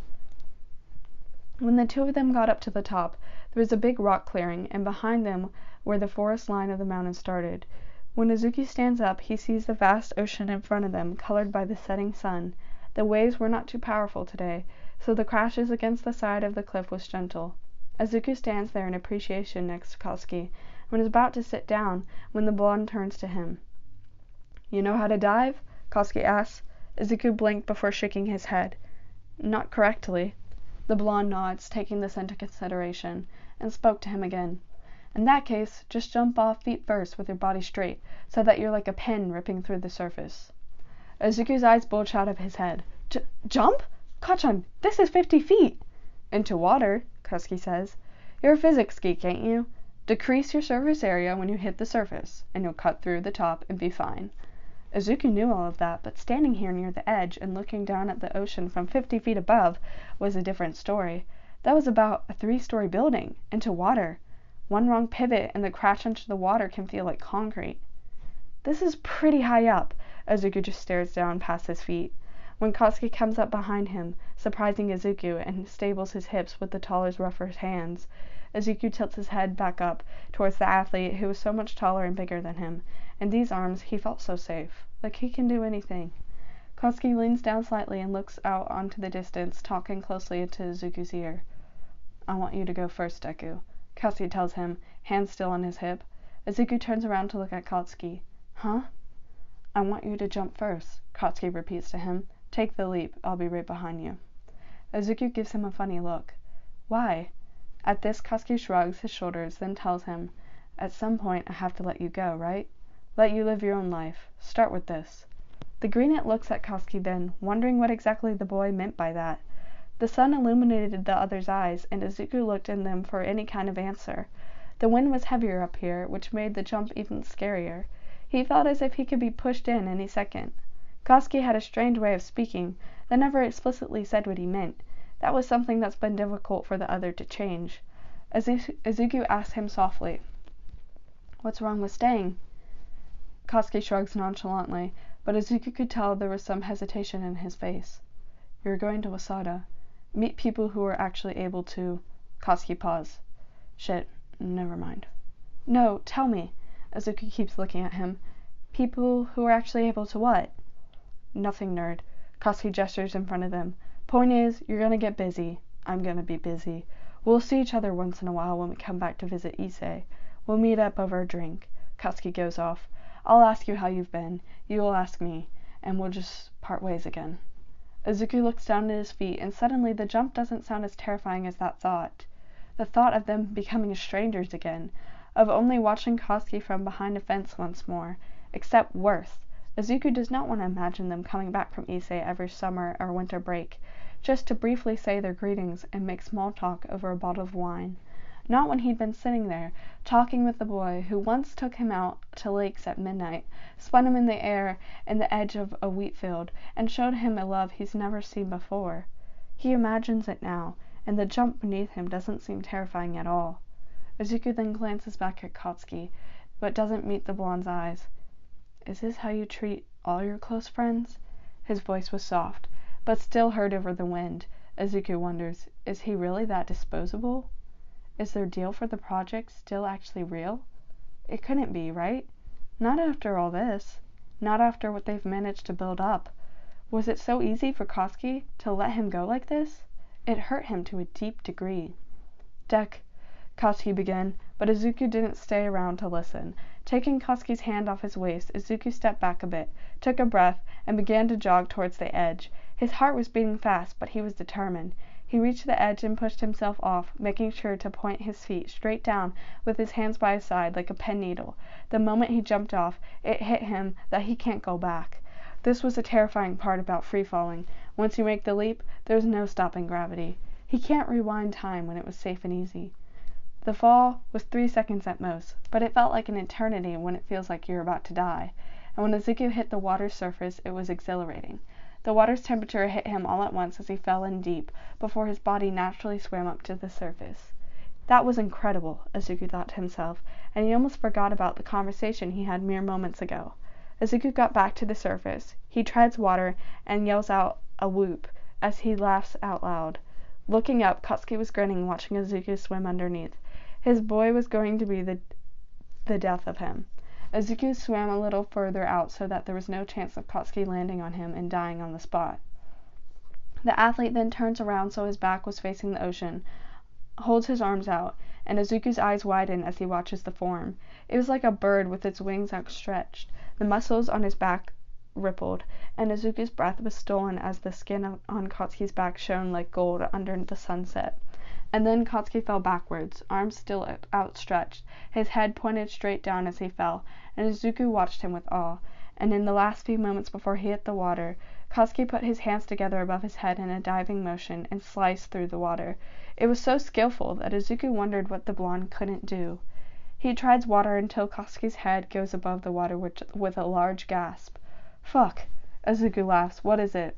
"Salt water just fucking swept through my sinuses." Katsuki shakes his head and scrunches up his face. "Shit burns." Izuku giggled. Wishes it wasn't as easy to forget about the conversation they just had. "You got what you deserve." Katsuki looked appalled. "What I deserved? You little shit." Izuku kicks in the water to keep himself afloat, and then looked up towards the edge of the cliff again. "That gave me a bit of an existential dread." Katsuki snorts. "Yeah?" Izuku nodded. "It feels like you're about to die, even though you know you aren't, and yet it didn't feel as bad as the thought of losing you." Izuku asked himself what the hell was wrong with him, and he looked over at Katsuki. "It doesn't, does it?" Katsuki hums in agreement, and Izuku looks up at the boy. The beads of liquid on those blonde lashes, the matted hair that looked darker now because of the water, his jaw, his lips, the same ones that he loved to be on his, just never with the feeling that Izuku wanted it to have. Izuku wants to kiss him now, but not like that how they've been doing before. He wants to kiss Katsuki with no promises that there will be no feelings involved. He wanted to pour his heart into the kiss, but he knew how that was going to turn out. Bakugo Katsuki was not built for love. He was only now learning how to let it show that he was happy. Asking for love was far past the limit, and Izuku had to remind himself of this before he went too far. Katsuki interrupted his thoughts. "Want to go again?" Izuku snapped out of his fruitless headspace and began swimming towards the shore, nodding back. "Yeah." To this song, and Mina's gonna drive us to the concert. Ochako was speaking the next day while she, Izuku, Shoto, and Ida were hanging out at her house. It's actually been amazing. Being project partners with her, I feel a lot more confident, she laughs. They've been going around the room and just sharing stories and having a good time. Izuku made sure not to say as much because he was already the hot topic of the school for being around Katsuki an insane amount. He didn't want to talk about himself for the 15th time, especially since his friends always asked for updates. He wanted to know about them and what's been going on in their lives. Ochako was stressed out about some paperwork with school she was wanting to get into, and Shoto recently burnt down part of the kitchen because he had no control over fire grills, and Ida was just preparing for a summer internship at his brother's company. "I'm glad," Izuku beamed. He loved seeing his friends happy more than anything. "Mina's been dragging you out everywhere. I've missed you, Ochako." The girl in question rolled her eyes. "Please, Izuku, you have no right to speak. I was considering begging Bakugo to leave you alone so that we can get some time with you." "Hey," Izuku points out, "I've still hung out with you guys a lot." "That is true," Shoto confirms. "Is your mom still ghosting you? Because same." Izuku dropped his jaw at the dark joke, but then laid back on the mattress. "She's been talking a little more. I have been too, I guess. Just a good morning and a good night. I tell her really quick when I'm going out, and she nods and tells me to be safe. Izuku bit his lip. "I hate it. I miss her, guys." "Have you tried approaching her again?" Ida asked as he was toying with some mechanism on his laptop. Izuku shook his head with a sad smile. "Not really. I guess I'm to blame as well, but this is my last year. I don't want it to end like this." "Talk to her then," Ochako chimed in, giving her advice. But Izuku paused and looked down at his lap, taking a deep breath. "No, I can't. Not until she apologizes. I deserve it." His tone was quiet and sad. "I need to stand up for myself." The friend group was a little quiet before Ochako smiles at him and took his hand. "I support it, Izuku. You seem more confident these days." Izuku laughs. "Do I?" before shrugging. "It sometimes feels like it's the opposite." Shoto mentions, "the struggle of love." Ochako elbowed him. "Hey, that's probably sensitive." Izuku never told him about his realization that he was in love with Katsuki. He hadn't even told them that they've slept together, for that conversation was still unbelievable to him. He mentions the activities they do and the other moments that happen, but leaves out the dirty details or that his emotions. Izuku blushes. "It's fine." "So, can we ask?" Ochako suddenly widened her eyes. "About Bakugo?" Izuku kicks his feet. "I tell you guys everything already. What is there to ask?" he complains. "If you love him," Ochako points out, and the room goes quiet. Izuku was as silent as a pin drop, but his eyes avert immediately, which was answer enough to his group of friends, but the sad gait at which he held himself told them that this wasn't a matter to celebrate. Izuku parted his lips, and then smiled sadly. "I can't." "Why not?" Shoto asked. "He's been less of a prick ever since he started hanging out with you." The greenette shook his head. "He's been good to me. Nicer, sweet even. He does things for me that no one else does." Izuku then pauses on his words. "But when it comes to love, it's just not in the cards." Ochako plays a game on her phone as she replies. "Honestly, now that you say that, I can't really imagine Bakugo being in love." And she rolls onto her back. "Being nice, I can imagine that. But actually being in love, opening up to that extent, not being able to live without someone, I can't really imagine that for him." Izuku purses his lips. He thinks back to what Katsuki had said on the cliff. "I have to let you go, right? Let you live your own life." Was it really that easy? And he says nothing in response to his friend. "That being said," Izuku multitasks, "I think about this rationally. He obviously doesn't feel nothing for you. As far as I'm concerned, Bakugo Katsuki has never behaved this way. True, Shoto ad-libbed. Ida continued. He doesn't even hang out with Ejiro this much, and when they do, Bakugo definitely doesn't go cliff jumping or plans out a moonlight stargazing session. He evidently feels something for you. He says a lot of things that seem careless, but his actions reveal a lot more. Izuku places his cheek on his palm. We're psychoanalyzing him now? Should I take my psychology notes out? Ida didn't appreciate being interrupted and held his hand up to pause the other. I'm friends with you guys, but I would not caress your cheek one moment and then go brood in silence afterwards if I didn't feel anything. I think Bakugo is having a hard time figuring out what he's feeling, and you two had that one argument, right? Izuku nodded. Yes, and he says he's trying, and he really has. Izuku thought of the victories and losses they've had. I think you should just go for it, Ochako urged. The green-eyed boy laughs. Did you not just hear anything we just said in this conversation? I did, Ochako nudged him, and it just seems like you're just sitting here and doing nothing as it plays out. You're just accepting whatever happens. But have you ever tried to advocate for your feelings? Izuku's eyes widened, but then he backs off. What's the point? Nothing's gonna come for it except pain. See, that's exactly what I'm talking about, Ochako waves a finger at him. I hate to say it, but when Katsuki told you to be more in touch with your negative emotions, you still need to be more assertive. Take your ground. Just go after him. Izuku playfully kicks her. Mina is influencing you too much. That's impractical advice, you know. I told you, nothing's gonna happen. Ugh, she shrugs. Maybe, but I'm sick of waiting for emotionally constipated men to figure out what they want. Izuku takes this into mind, but then raises his brows at her, leaning in with a grin. Oh, Ochako, do you have someone in mind? No, she exclaimed, waving her arms around. I was just giving an example. Izuku tries to divert the conversation elsewhere. Are you sure? He teases her with a giggle. Not even that boy in the soccer team? Okay, hold up. Ochako's eyes widened. Don't get the wrong idea about that. And she went on about it, to which Izuku was relieved. He didn't want to spend the time he had with his friends mostly talking about himself and his messed up relationship with Katsuki that left him more confused than anything. The night market was tonight, which meant he had to go home soon. No matter how they were, Izuku helped his mother every single setup, and this year was no different. He loved her, and he wasn't about to stop a mother and son tradition on his last year before college. Sure, it may be a little awkward, but he would feel wrong not to come. At around 6 p.m., Izuku rushed home and came into his mother's inventory room to find a woman sitting with a clipboard staring at a pile of boxes on the ground, thinking. Mom, Izuku said through heavy breathing, what do you need help with? Inko looked up at him with slight surprise in her eyes, and her demeanor was still relatively quiet, but he could see that there was a bit of surprise in her stance. Whether it was good surprise or bad surprise, he wasn't sure. He was just there to help. Inko looked back down at the boxes and seemed to think, as Izuku straightens his back and waits in the weird silence. Finally, his mother pursed her lips and nodded. Izuku, you can take these boxes labeled A9 out into the back of the car.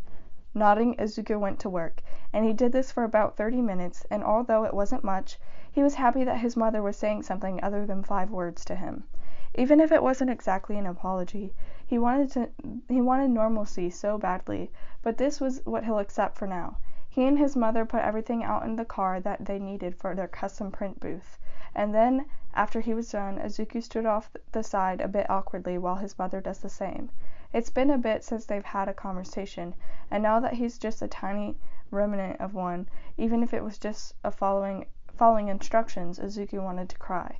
He missed his mother so much, no matter what she's done, and the harmful habits that she's instilled in him, the manipulative tactics that he still gets scared of thinking back to. Izuku still misses her. He missed gardening together, having light-hearted, funny conversations while their hands dig into the dirt. He missed watching a movie occasionally with her and making commentary throughout the entire thing and seeing which male lead his mother thought was attractive. He missed his mother so bad, but he didn't miss the negativity that was laced with being stuck under her control. That didn't mean it didn't hurt. It hurt so bad, and he stands here now in front of her wanting to cry. They went from loving conversations mixed with tension-filled arguments to absolutely nothing at all for weeks. Weeks! That is a long time to be in the same house with somebody and barely interact aside from a good morning, good night, and awkward dinners where the only sound was clinking glassware. And now that they were talking, even if it was just her giving directions on where to put things and how to load the car up, and considering that small interaction was enough to make Izuku want to cry at how much he missed her, he needed so badly for them to be okay, at least before he leaves for Wasada. Izuku had already submitted the deposit and accepted the offer, but he could cry for weeks if he were to leave this year and have things with his mother be like this. It was difficult. Navigating a mother who was both unreasonable and kind. If she was just straight up unreasonable, this would be easier, but no. Inko was also an attentive mother, which made this so much harder. And so Izuku and Inko stand there now, across from each other. The job was done, so they were back to having nothing to say. Since when was it like this? Izuku looked at his mother, who looked tired, and he hated that tears welled up in his eyes. They filled up his waterline, and trying to look strong for weeks now was taking a toll on him, and he was tired. Upon seeing Izuku's eyes tear up as they stand in silence, Inko looked like her dam of emotions wanted to fall too, and her lip wobbled. It was bad that Izuku was so used to her previous behavior that he expected for her next words to be something blameful. But all she said in a shaky voice and longing eyes was a scratchy and pained, "Izuku?" And at the sound of his name coming from his mother's voice made his first tear fall. And Izuku stands there holding himself from a distance, upset at himself that he was crying once more in front of her. But Izuku was just an 18-year-old boy, growing up in a single-parent household. For a long time, yes, they were all each other had, but couldn't help that this silence between them hurt him greatly, even if it was for a good cause. He was still just a boy, after all. Izuku's shoulders shook, and he wiped away his tears. "Mom," he said in a shaky voice. Inko looked like she wanted to go forward to embrace her son, but Izuku still looked very hesitant. Sensing this, the woman cried from a distance. However, it didn't seem like one of her hurt, emotionally exaggerated cries. Instead, this looked like a cry of longing and sadness, quiet with silent tears falling from her lips wobbled. In a quiet voice, the woman looks down at the ground and told Izuku while sniffling a bit, "I miss you, Izuku." The green-eyed boy shakes his head furiously while he cries, and he soaks his tears in his t-shirt. He stammers, "I miss you too, Mom. So much." He cries silently. Weeks of silence hurt him more than words ever could. "Izuku," Inko began. "But," the boy in question cuts in, calming himself so that his tone can be even, so that he sounds more serious, and looks over at his mother's saddened eyes.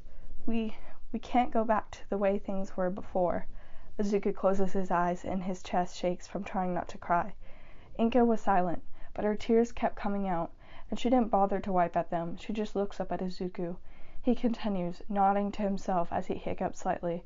"Not until I get an apology," Izuku stammers. And a promise." Inko Midoriya stands there, looking at her feet, and it's quiet again for a while.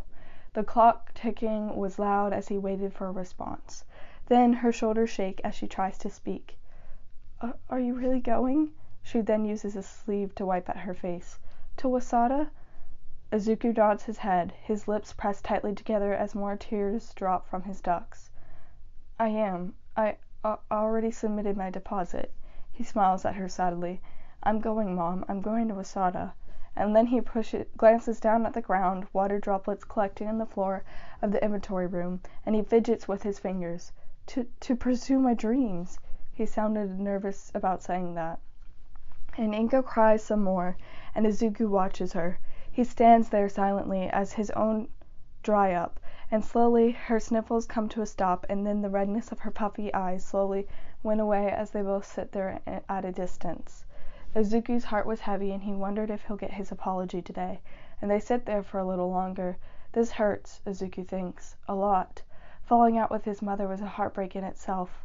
Finally, Inko said in a shaky voice while nodding, "You should get ready, Izuku. Is Katsuki picking you up?" Izuku looks down at his feet for a moment of silence, before looking back up and nodding. He is. After a moment, Inko nods. "Okay." She pauses, and then adds, "I don't approve of all the places you go, especially the cliff, But just stay safe, okay? Izuku pauses, tracing back her words, then looks at her with furrowed brows. Wait, how do you know about that? Inko then smiles gently to herself, contemplating telling him something, which made Izuku more curious, before looking up at him. He texts me almost every day. Izuku felt his breath stop, and he was just utterly confused. What? His mother looked out to the window and sniffles to clear her nose. But the boy needed more. Wait, what? What is he telling you? Did you ask him to do this? Kacchan has no right to give you life updates on me. Just pictures, Inko tells him. Then in a quiet voice, I didn't ask him to do anything, Zuko. He just sends me pictures. Izuku's lips parted and his eyes softened. Pictures? Inko nodded and wiped at her cheeks. Of you, or him, if he's feeling arrogant. She laughed slightly. That kid is such a brat. Izuku's eyes widened. He's never really heard his mother call anyone a negative name, even as a joke, and so this caught him off guard. Inko's lip wobbles a bit again. Katsuki sends me a picture about every day that you two go out, and says the same thing underneath every time. She shakes her head. Izuku feels his chest warming as he thinks about the blonde boy. What does he say? At this, Inko let out a small smile again, telling Izuku quietly, Look at him. He's fucking fine. That's all he says. Izuku's jaw drops, even though his face attempts to remain composure. First of all, he's never heard his mother curse, much less use the worst one of them all, and it sounded so wrong coming out of Inko's mouth. Secondly, Katsuki was so unapologetically Katsuki. He took no shit, not with anyone, and Izuku knew that nobody else would have done this for him. Third, Izuku was touched beyond anything. Initially, when Inko had mentioned that Katsuki had been texting her most days, his mind went to the worst. He assumed nothing positive. Izuku went through trains of thought that involved thinking Katsuki had been babysitting him for his mother the whole time, to Katsuki not viewing him as someone who could take care of himself, and needed to constantly update his mother, while Izuku had an angsty, rebellious phase. However, this was almost worse, because it made Izuku fall in love with the blonde even more. Without ever mentioning a word to Izuku, Katsuki has been doing two things: calming his mother's nerves so that she doesn't know where he is, she knows that he's safe, and two, he was advocating for Izuku that he could do all the things and still be fine. Fucking fine, to be exact. Proving to her every day that she didn't need to watch over him like a hawk, and Izuku would still turn out fine. Seeing Izuku floored, Inko pursed her lips and tells her son, We'll talk again. Inko tells him, Not today. I can't today, but we'll talk again, Zuko. Go get ready. It wasn't as if his mother suddenly changed her ways. That cannot happen to anyone, but Izuku could tell that there has been some thought that she's been going through in her mind. Since their conversation was so short, Izuku assumes that if they had gone longer, her habits would start to shine through back in the limelight. However, because their words were so limited these days, Izuku could tell that Inko was being extra careful to make them count. If she needed time to figure out what to say, then Izuku can wait. In the meanwhile, Izuku's heart could not stop beating as he goes up the stairs. Kacchan, Kacchan, Kacchan was all he could think about. This boy, this fucking boy. It wasn't just flashy displays where the blonde would take him into a field of flowers at night and show him the stars. It wasn't just teaching Izuku how to pole vault and bringing him up to the clouds so that he could see Katsuki fly. It was the silent gestures like this that the blonde would never tell him about or not even mention, that ruined any hope Izuku had for his recovery out of love. He felt stupid for being giddy. Katsuki had only done this for him, of course. The athlete could just be a good friend, but Izuku's heart didn't stop beating fast because of that. He involuntarily thought about Otako and what she was saying earlier. Just go for it. He shook his head. No, that was stupid. The little high he got from finding out about Katsuki's little gestures was manipulating his thought process. Just go for it, she said. And although Izuku muttered to himself, saying that that was stupid and he wasn't going to do that, the way he dressed himself up said otherwise. He dressed with the intentions to impress. He knew there was going to be people there in nice shirts or pretty flowy dresses, but he wanted to shine for someone. Just go for it, kept repeating in his head, and his reject to the notion as he puts a light sparkle near his eyes with makeup. He lightly puts on blush, and so that he looks a little bit more rosy. Izuku digs out a flowy green satin shirt that was a bit oversized and hung down to his mid-thighs, and he slipped it on, only buttoning the middle too. Underneath, he completed his look with some gold bangles on his wrists and a thick watch for a touch of masculinity. I didn't read some of that. Sliding on the ripped denim jeans underneath, he completed his look with some gold bangles on his wrists and a thick watch for a touch of masculinity. He twirled in the mirror, watching the bottom of the satin shirt that wasn't cinched by the belt flowing around him. He smiled to himself, feeling confident, before he heard a text ding. Checking his phone, Izuku's heart continued to drum faster, seeing the blonde's text saying that he was here. His mother had left and had likely already set up the booth at the night market. Slipping on some sandals, Izuku stomped his way downstairs and out of the house, locking the door before jogging towards Katsuki's car with a bright smile. His smile didn't leave as he partially fell into the passenger seat and shoved his seatbelt in. "Kachan!" And he turned to look at the athlete, who just seemed to stare at his face as he smiled brightly, with a slight look of awe or surprise. For what reason, Izuku wouldn't know, but he cocked his head and asked, "Kachan?" he repeated, and Katsuki's attention snapped back into place as he tears his eyes away from Izuku's face and then looked down at the greenette's outfit. "Sorry," Katsuki mumbled before clearing his throat. "Hey, nerd." "Hi," Izuku grinned. He wasn't going to call Katsuki out on the text messages. No, that can be the blonde's secret.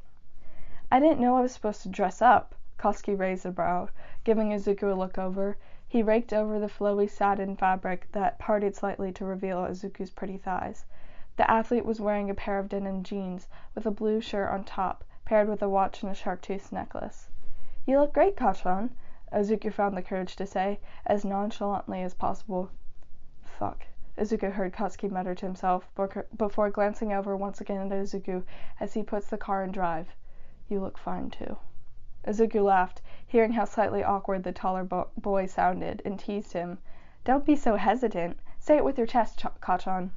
Katsuki rolled his eyes. "You're fucking ridiculous, Teku. And speaking of fucking, you're going on all fours for me tonight." Izuku flushed. "When I said say it with your chest, that wasn't what I meant, but that works too." Katsuki began driving towards the square, and he put on A Groovy Kind of Love by Phil Collins. "You seem to like Phil Collins," Izuku nods as he listens. "You ever watch Tarzan growing up?" Katsuki asked, seemingly random. "Of course," Izuku beams. "He did the soundtrack for those movies," the athlete informs. "I listened to him as a kid and never stopped since." "I like this," Izuku gestured towards the song as they drive through Ise.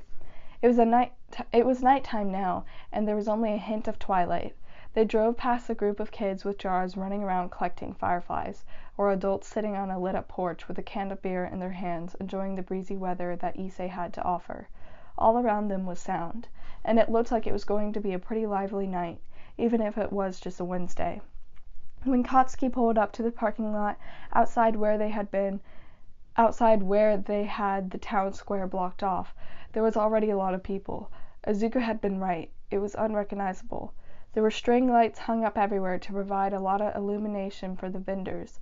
Many people were already walking around looking at all the crafts, or getting a taste of some quick grab-and-go food, or kids buying glow sticks from the fun carts and waving it around and chasing each other. Izuku and Katsuki left the car, locking the vehicle before heading towards the commotion. Izuku walked side by side with the athlete, not close enough that they were pressing up against each other, but just enough that their arms brushed here and there as they walked. They entered past the closed-off line and into where everything was, and it was immediately struck as overwhelming. There were sounds and objects everywhere, plenty of people, vendors with beautiful lights to attract customers. Some vendors had booths with their items displayed and big handwritten signs. Some vendors were set up on a mat on the ground, with dozens upon dozens of handcrafted bracelets or woven flip-flops on sales displayed. From food carts, there were smoothie stations, pressed drinks, coffees, or just fun concoctions. An ice cream cart was being pushed around too, with a person calling out, ice cream, who wants ice cream?"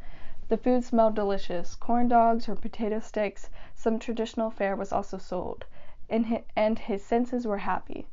People were talking everywhere, and the sound of children's voices filled the air. Teens too, as they traveled in groups and looked at cool merchant items. Adults with their families were also walking around buying little trinkets. And then, from further out, near the fountain, a square was cleared for the 80s disco music. It was mostly older people who went out onto the floor to relive their younger days, while the teens pretended it was embarrassing, even though it was actually quite charming. Izuku turned around in his spot, smiling widely. Katsuki watches him. He senses. And then the blonde leans down to point at the stall. Yo, what the fuck are those? Izuku looks to what Katsuki was pointing at, and his eyes widened. Is that a handcrafted hero figure? Katsuki chuckles from behind him. Looks like it. Come on, let's go.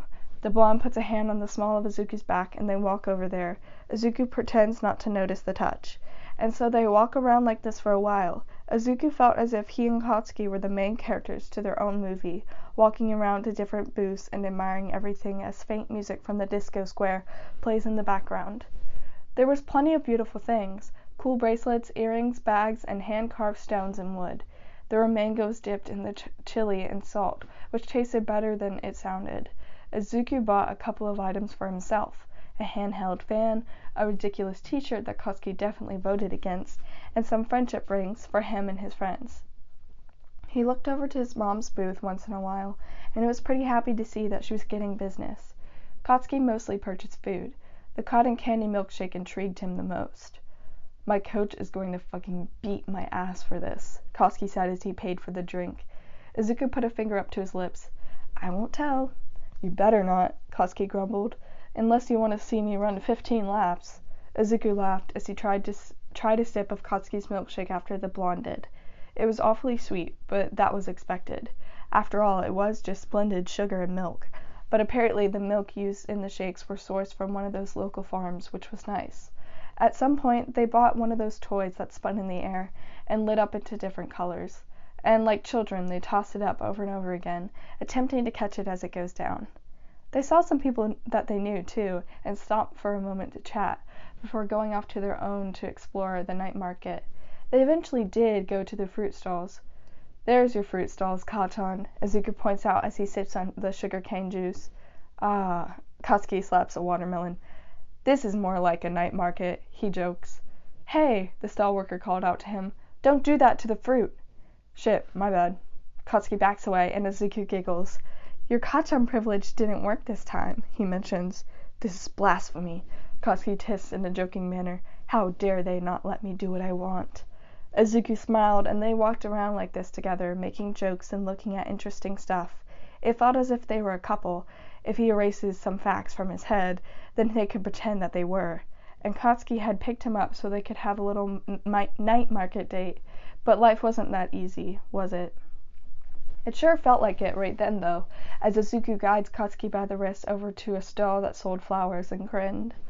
My mom would know the names of all these, Izuku smiled as he looked at the beautiful array, and then he realized what he said. His smile drops and a sad look replaced itself on Izuku's face, and he stands back. He goes quiet for a second. Katsuki takes the time to then speak up, pointing a finger to a pink flower. Do you know any? Izuku looks at that one and then nods. Yeah, that's a pink camellia. It represents, Izuku paused, longing for someone. Katsuki lifts a dainty petal with his fingertip, before letting go and pointing to another one. How about that one? And then the greenet spends the next couple of minutes going through some of the ones he knew and their meanings. Katsuki nods after each one and looks at the gorgeous selection. One of the two workers that was in charge of the floral station reached out to Izuku. You seem very knowledgeable. Do you garden? Oh, thank you. Izuku smiles at her. It's actually my mom. I just kind of picked up some things from her. Really? The stall worker laughed. You seem to know just more than something. And then their conversation continues about flowers for a bit more. Izuku wasn't a huge flower nerd, but his mother did tell him a lot about it when they gardened together. Izuku kept pretty flowers in their backyard as well. It was nice to talk to a kind stranger, and Izuku, after 5 minutes, wished the woman a good night and stepped back. He looked over to see that Katsuki was fishing out his wallet, and looked on curiously. He handed a bill to the other floral stall, who then reached down and takes out a beautiful red lily, handing it to the blonde. Izuku cocks his head at the flower choice. He had not remembered telling Katsuki about this one's meaning, and he stands there to the side waiting. As Katsuki looks at the flower now in his hands, as if he was contemplating something, and then the athlete looks around before spotting Izuku to the side and saunters over, with one hand in his pocket, and the other twirling the stem in his fingers. Izuku just looks on, and Katsuki approaches him. The blonde looks down at the flower and then back up at Izuku, looking once at those green eyes before reaching his hand out to tuck the fiery red flower behind Izuku's ear, moving some green pieces of hair to the side. Izuku's eyes shone as he watches the boy he loves tuck a red lily into his ear. A red lily. Passion. Katsuki looks at it for a moment before dropping his hand and turning his back to walk away. Izuku was just a bit speechless, and after a moment of trying to calm his chest down, the boy caught up behind the other. "Thank you, Kachan." Izuku smiled up at Katsuki as they walked side by side. Katsuki averts his gaze, but oddly doesn't reply. Odd. The blonde looked down at the ground, which was definitely not something Katsuki did, but for a moment there he had, and Izuku found it strange. However, after a couple moments, he was back to normal, joking self, and they walked around the stall some more. After a while, Izuku and Katsuki had reached the disco floor, and he felt unrepresented. It was truly just older people who were karaokeing to 80s songs and dancing silly, typical 80s style. Izuku clapped from the sidelines while laughing, and he could tell Katsuki was amused too. The fast beat of Holding Out for a Hero by Bonnie Tyler began with its dramatic intro, and Izuku couldn't just watch anymore. He grabbed Katsuki's hand and dragged the 6'4" athlete that practically everyone in Issei knew onto the dance floor, and began jumping up and down. He held his hands up like a fake microphone and began yell-singing the lyrics. His energy convinced Katsuki to begin doing the same, and Izuku would not say to his face, but Katsuki had a terrible singing voice. That being said, it was fun to see them performing the song stupidly to the audience of middle ages and elderly people. Izuku shook his head while pointing his fingers to the sky and jumping in place, dramatically singing the song in unison with Katsuki. From the corner of Izuku's eyes, he could see his mom at her booth, glancing up at him, but he didn't look long to see her expression. When they were done, Katsuki ran off with him before they could hear the ovation they received. Izuku laughed as he dragged away. They stood near a drink stand, and Izuku contemplated getting some water for his now dry throat. "I'm gonna get some water." Izuku looks up at Katsuki. "Do you want anything?" "I'm good," Katsuki tells him, pinching Izuku's nose. "I'll stay here." Izuku nods and walks off to the nearby drink stand. It had a large selection of artisan sodas and whatnot, so Izuku felt bad just buying a bottle of brand name water, but he was thirsty and could only do so much. As he pulls out a couple bills to pay, Izuku glanced back over to Katsuki and he quirked a brow in curiosity. His hands were holding the bills out, not letting them go just yet, as he sees a boy with light blue eyes and beautiful brown hair approach Katsuki nervously. The boy was stunning, with a dainty and delicate build, small shoulders, slim waist, and eyes that literally sparkled. He was gorgeous, and Izuku felt his stomach sink, because if he were Katsuki, he would think Izuku didn't stand a chance. Not against this pretty boy with a nice smile and eyes that looked kind. Izuku was sure the boy was nice, and had no prejudice against him at all, but that doesn't mean he didn't feel a little strange inside. For all Izuku knew, the other boy could simply be asking Katsuki for directions, or striking up a friendly conversation. He shouldn't get jealous. And then he sees the boy holding out his phone, looking as if he was asking Katsuki for his number, and his heart began to beat faster. Izuku, before anything else, thought to himself, of course the blonde was going to give it to him. Of course he was. But when it actually did happen, and Katsuki reached out to take his phone and type in some numbers, it did not hurt any less. Not at all. His stomach dropped, even though he knew he had no claim to Katsuki's heart and no right to feel jealous. They weren't exclusive. They weren't together. They just fucked. And Katsuki made it clear that there were no emotions to be involved, which meant that it was only a matter of time before something like this happens, and Izuku hates that he couldn't even blame him. The other boy was so beautiful, in a once-in-a-lifetime kind of person way, and the bills in his hands feel tighter. "Excuse me, sir?" A voice snapped him back to reality. and Izuku turned his head back with wide eyes that looked like they were about to cry. He glanced down, seeing he had not let go of the money he was supposed to be giving the cashier, and he shakingly let go. With an apologetic voice and shaky voice, Izuku looks down and grabs his water. Sorry. His legs felt wobbly, but he forces himself to stand. It wasn't that big of a deal, he told himself. He was in love with Katsuki. Yes, God, he loved the other so much. But the thing about love is that if you truly feel that way for someone, then you know you cannot force them to feel the same. He forced himself to look over once more to see that whatever it was Katsuki was saying made the beautiful boy laugh. And wow, that laugh was absolutely stunning to hear, even from far away. He saw Katsuki's eyes glance down to that smile before trailing back up to the beautiful light eyes. Izuku told himself that he shouldn't feel this way, and not wanting to interrupt what was happening, Izuku forced his legs to move, and he walks slowly to a nearby bench and sits down rigidly. His hand shook slightly as he opens the cap of his water bottle, but he forced himself to drink as he sits there and watches the crowd. People walk past, children's laugh fill the air, lots of noise and excitement, and Izuku tries not to let this hurt him too badly. He has been expecting this, after all, so why does it hurt so badly? In the corner of his eyes, he could see that they were still talking, and the boy's arms placed gently on Katsuki's forearm, and the blonde didn't move it. Finally, when the beautiful stranger starts to drag Katsuki away, that was when the blonde looks around. Izuku feels eyes on him as Katsuki spots him, and he looks down at his lap, not wanting to get caught staring. His heart pounded in his chest. He glanced over once more to see that Katsuki was giving some remark to the boy, who then looked over at Izuku, nodding, and then said something back to Katsuki. The athlete then nodded before parting ways, making his way over to where Izuku was sitting. "Oi, nerd," Katsuki called out. "How's the water?"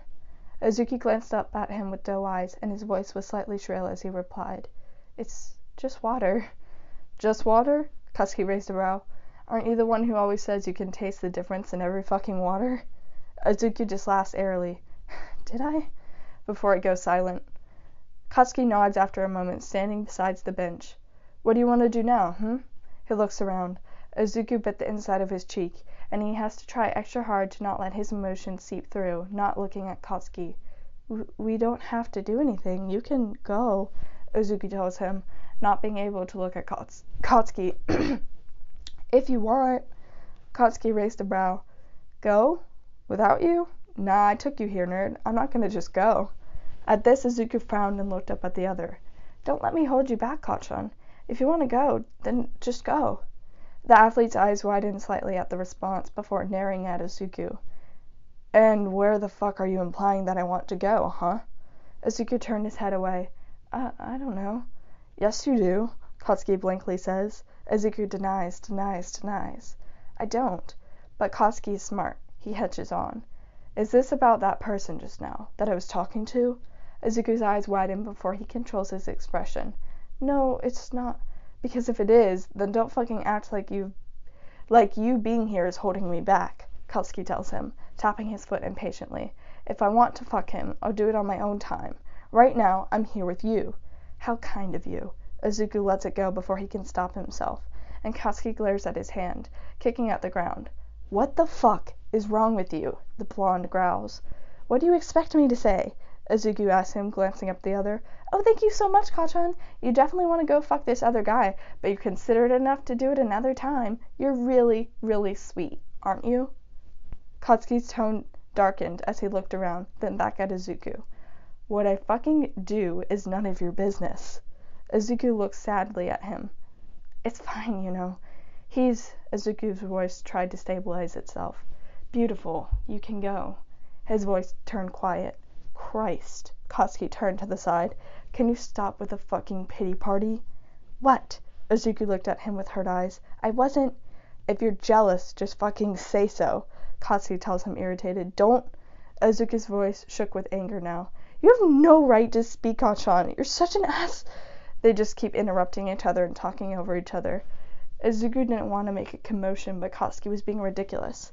Why did it always feel like they went 2 steps forward, then 3 steps backwards? "Don't fucking come to me with this whole 'go ahead and fuck him' speech, Deku," Katsuki told him. "You don't want me to. It's fucking obvious." "Kachan, you're a piece of shit," Izuku told him, keeping himself in check so that he doesn't cry right now. "You know that? You're a piece of shit." His voice was obviously breaking. Yeah? Katsuki was good at insults, and he says things he doesn't mean, and they came out fast from his mouth without a second thought. He was good at this. He wasn't good at soft words and sentimental feelings, but insults, hurting people, was what he was good at. Well, you're a piece of work, Deku, he snapped. Oh yeah? I am? Izuku looked up at him with an irritated smile. You are. Katsuki stepped closer and leaned his head down a bit. You're so fucking difficult to deal with. So why are you still dealing with me? Izuku leans forward, voice challenging, but his hands were shaking. Because I'm a good lay? If even, maybe I'm just convenient. Katsuki's expression darkened as he warned Izuku. Oi, watch your fucking words, Deku. Who do you think I am? Izuku turns around and holds himself to prevent himself from crying then and there, before looking back at Katsuki. Don't understand why you would say that. I'm not... His voice cracked as he lied, just to save his pride. I'm not jealous or throwing a pity party. He shook his head. I just don't want you to... He breathed to try to slow his heart rate. Feel like you're missing out. Katsuki tells him then, and the words felt like a slap in the face. Don't overstep your boundaries. Oh, you're right. There were boundaries. Izuku stands there. Katsuki says this, and all Izuku could do was stand there, mouth shut. Don't overstep your boundaries. Right. He probably looked stupid. He sure felt like it. Here he was, getting upset at something he knew was going to happen. Here he was, wanting more from a boy who didn't have more to offer. Here he was, convinced by a few kind gestures that maybe he could give it a shot and just go for it. He had boundaries, and Katsuki just made it clear. Why did he have the right to say anything about Katsuki's life? It wasn't as if they were exclusive or anything of the sort. They were just friends that fucked. This was an oversimplification, but at the core of it, what else gave Izuku the right to have acted like a fool tonight? Oh, right, Izuku stammered out quietly, looking anywhere but Katsuki's eyes. The taller was standing less than a foot from him, but Izuku felt like there was a universe worth of space. He was hurt, embarrassed, and just felt utterly stupid. He needed to leave, because he felt it coming on, the tears, and he was not planning on being around Katsuki when it happens. If the taller sees, then he'll know for sure. He'll know exactly how Izuku feels. And so, turning around rigidly, Izuku says in an off-tone voice, I'm going home. Wait. Katsuki puts a hand on his arm to stop him from moving away. Deku, stop. No. Izuku shakes his head to reassure the other. I'm fine, you're completely right, and I'm sorry, I just want to go home because my head hurts a little bit, that's all. I'll take you home then, Katsuki insisted, voice slowly showing a bit of emotion. Come on. Izuku gently pulled away, looking up at the athlete apologetically. No, it's okay, I think I'll walk. You're not walking home, Katsuki tells him, and then follows a couple of steps. Deku. Izuku. Fuck. Come here.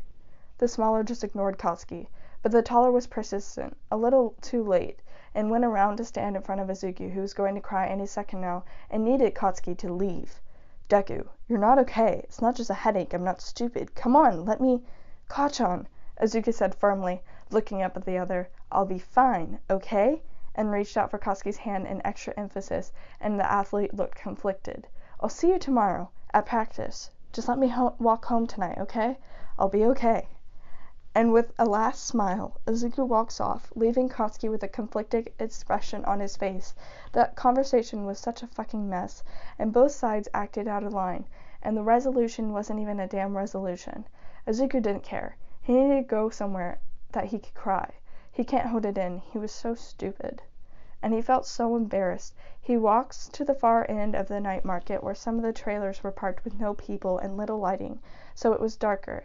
He walks past the disco floor and into the outskirts of the night market until he was behind a trailer half covered in the dark and half illuminated slightly by the market's light, but no one was back here.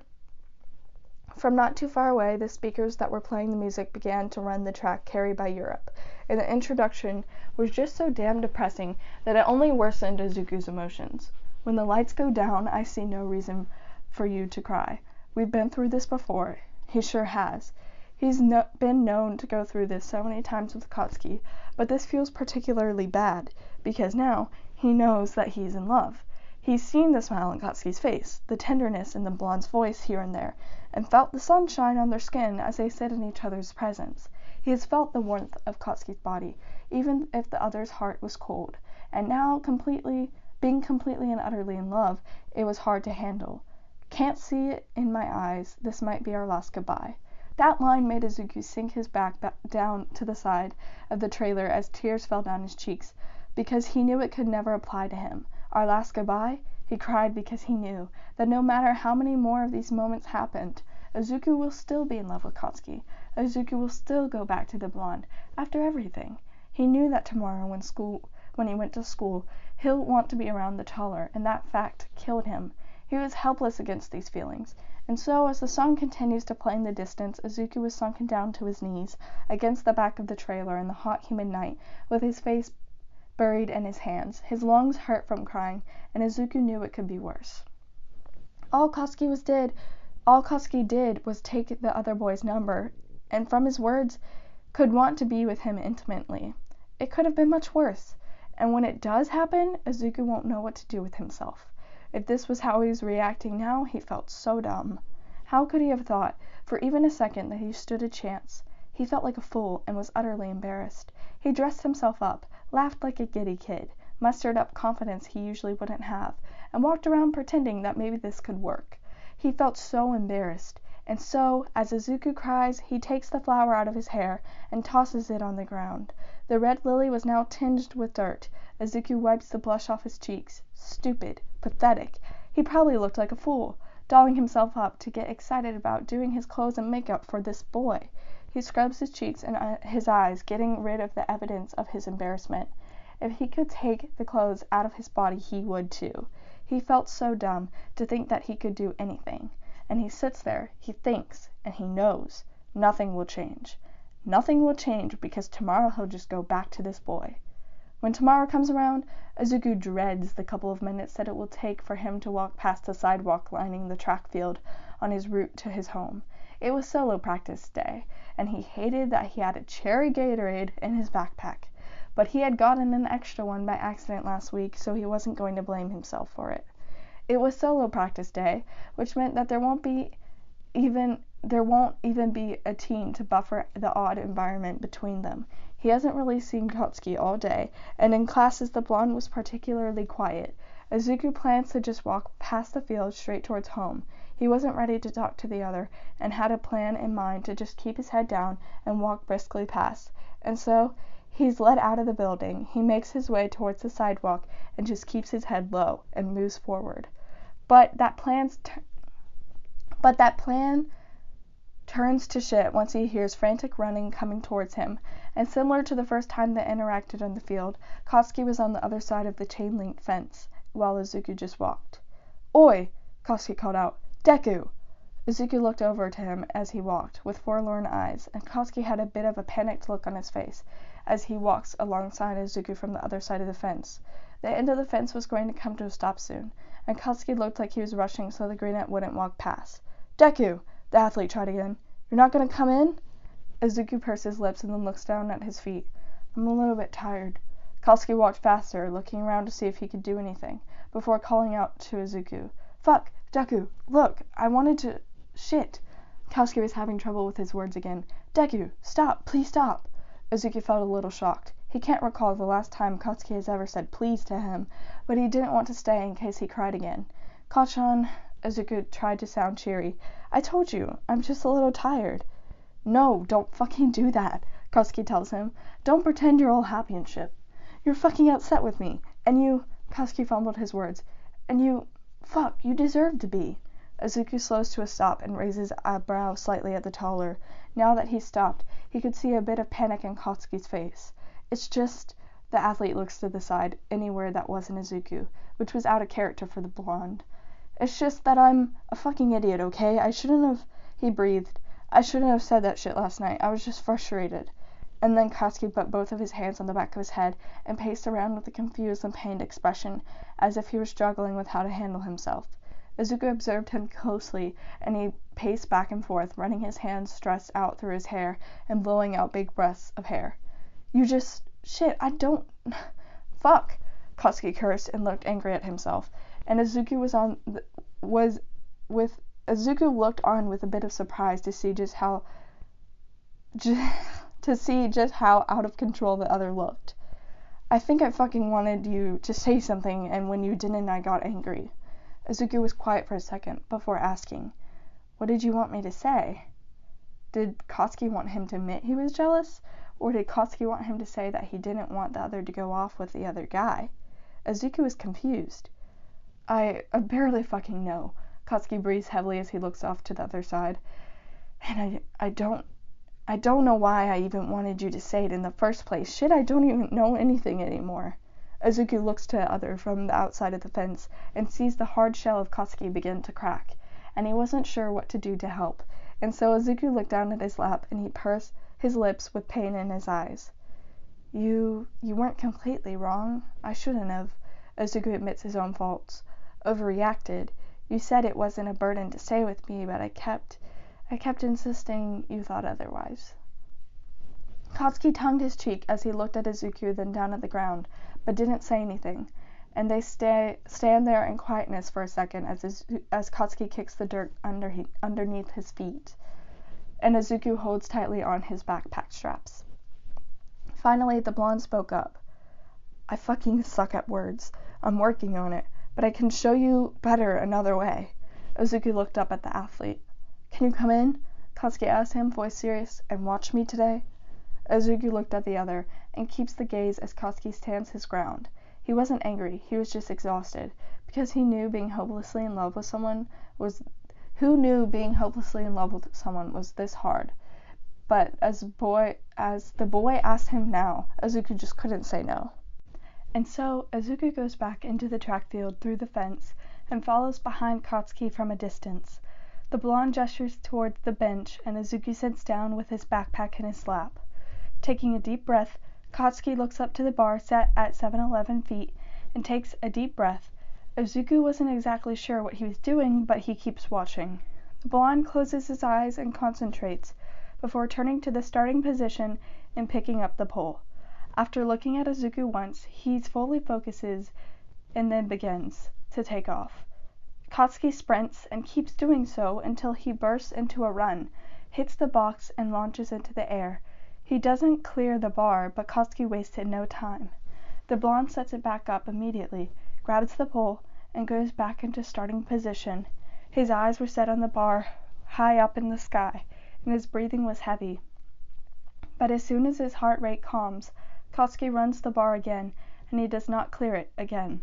And Izuku just sits there watching this. Katsuki fails, again and again and again, each time getting back up to reset the bar and try once more. It's going to work, Katsuki tells himself out loud, and gets into a starting position again. It's going to work? Izuku was confused. There must have been something the athlete was doing that he wanted to work. Izuku watches Katsuki as he gets into form. The blonde takes a deep breath, and when he opens his eyes, he does the run again and again. He set the bar back up and walks slowly to the starting position.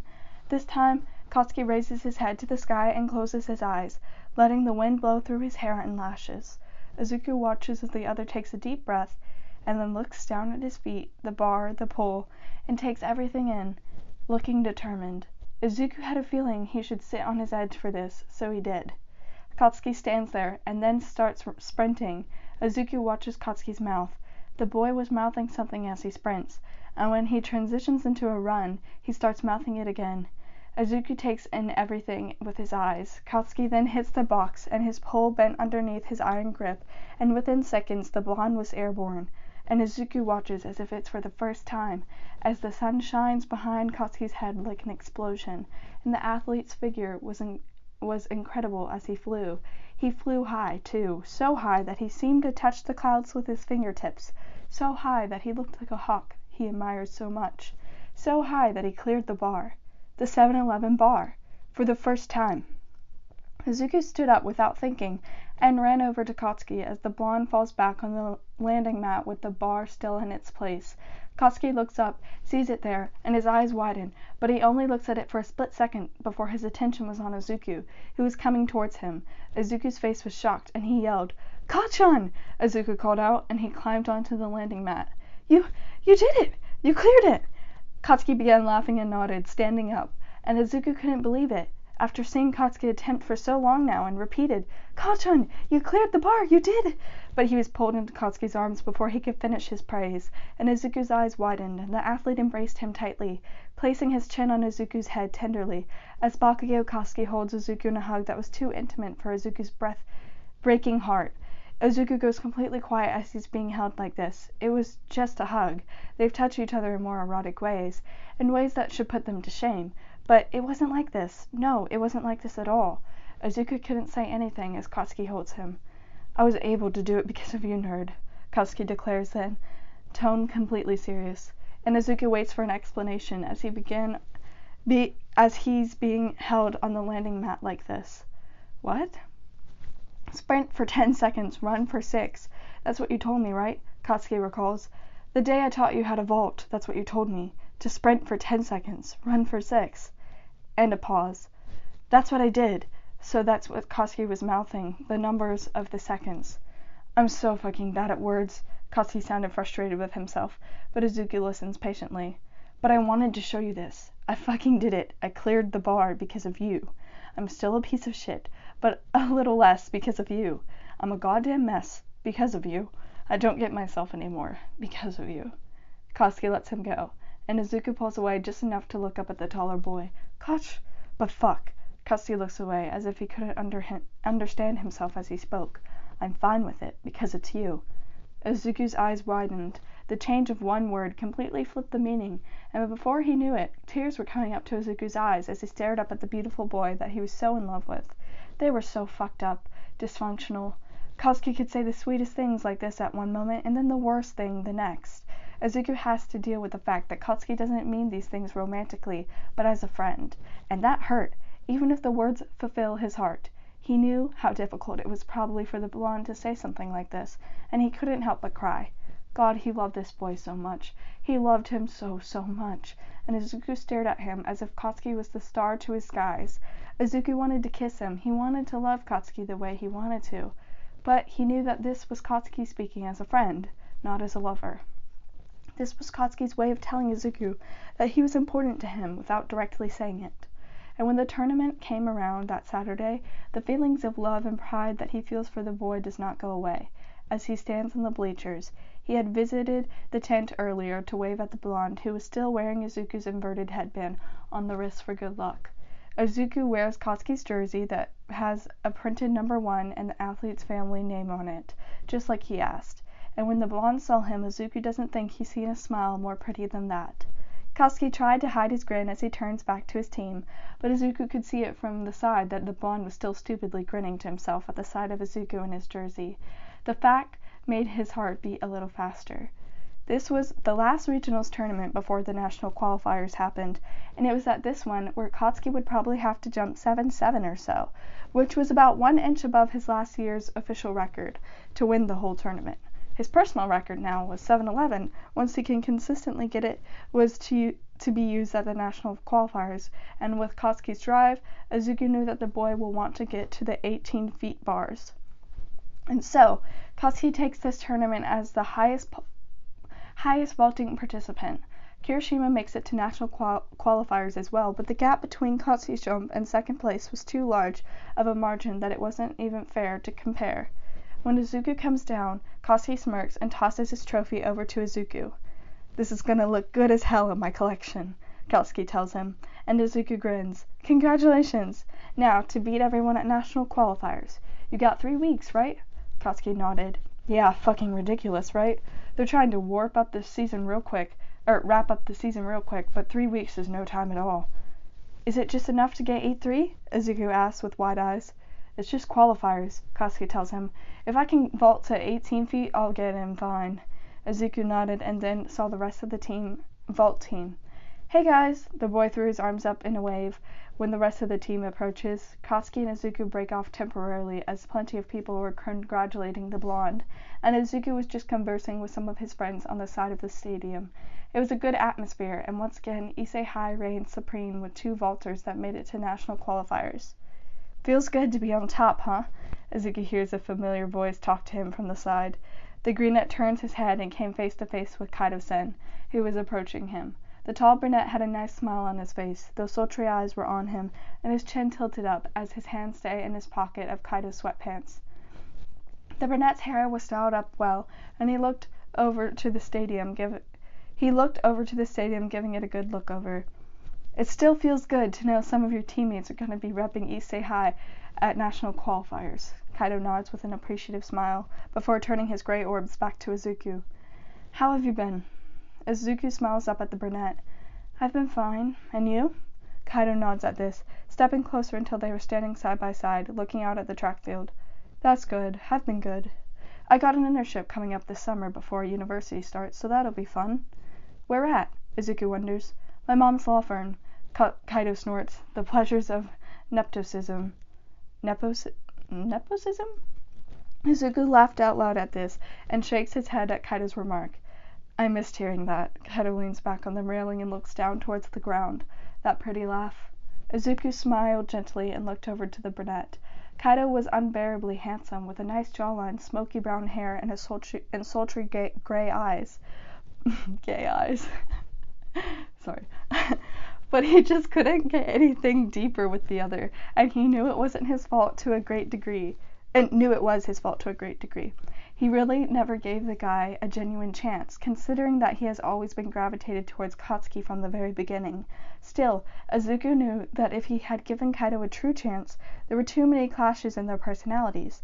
The fact that the brunette had this idolized picture of who Izuku was supposed to be that he projected onto him. The fact that Izuku wanted to enjoy his hobbies and interests, which may seem less mature, while Kaido's interests lie with more safe boundaries. Either way, they were just not meant to be. But Izuku could appreciate Kaido as a person that deserved respect as much as anyone else. Kaido, Izuku begins. Hey, if you're about to go on some sappy apology over what happened, Kaido laughs. Don't bother, it's all good. No, Izuku shakes his head. You deserve an apology. Not just for the night of the fair, but for me never really giving you a chance. Izuku looks down, wanted someone to distract me, and that just wasn't fair to you. He wasn't a perfect person, and he knew that, but not being a perfect person was no excuse to ignore your mistakes. I told you, it's all good, Kaido nods. Besides, it's not like I was completely genuine either. And then he scoffed at himself.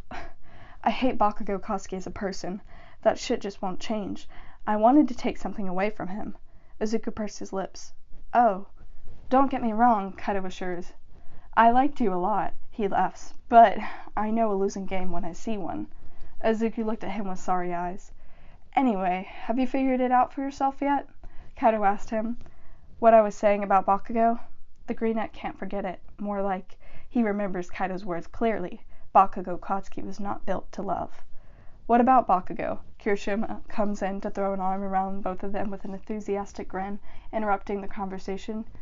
Oh, just, Kaido turns and raises his voice a bit louder than needed, how he's never going to be able to love anyone because he's a lunatic and is emotionally unavailable. Kaido purposely jokes out loud, but everyone in the vicinity knew it wasn't a joke.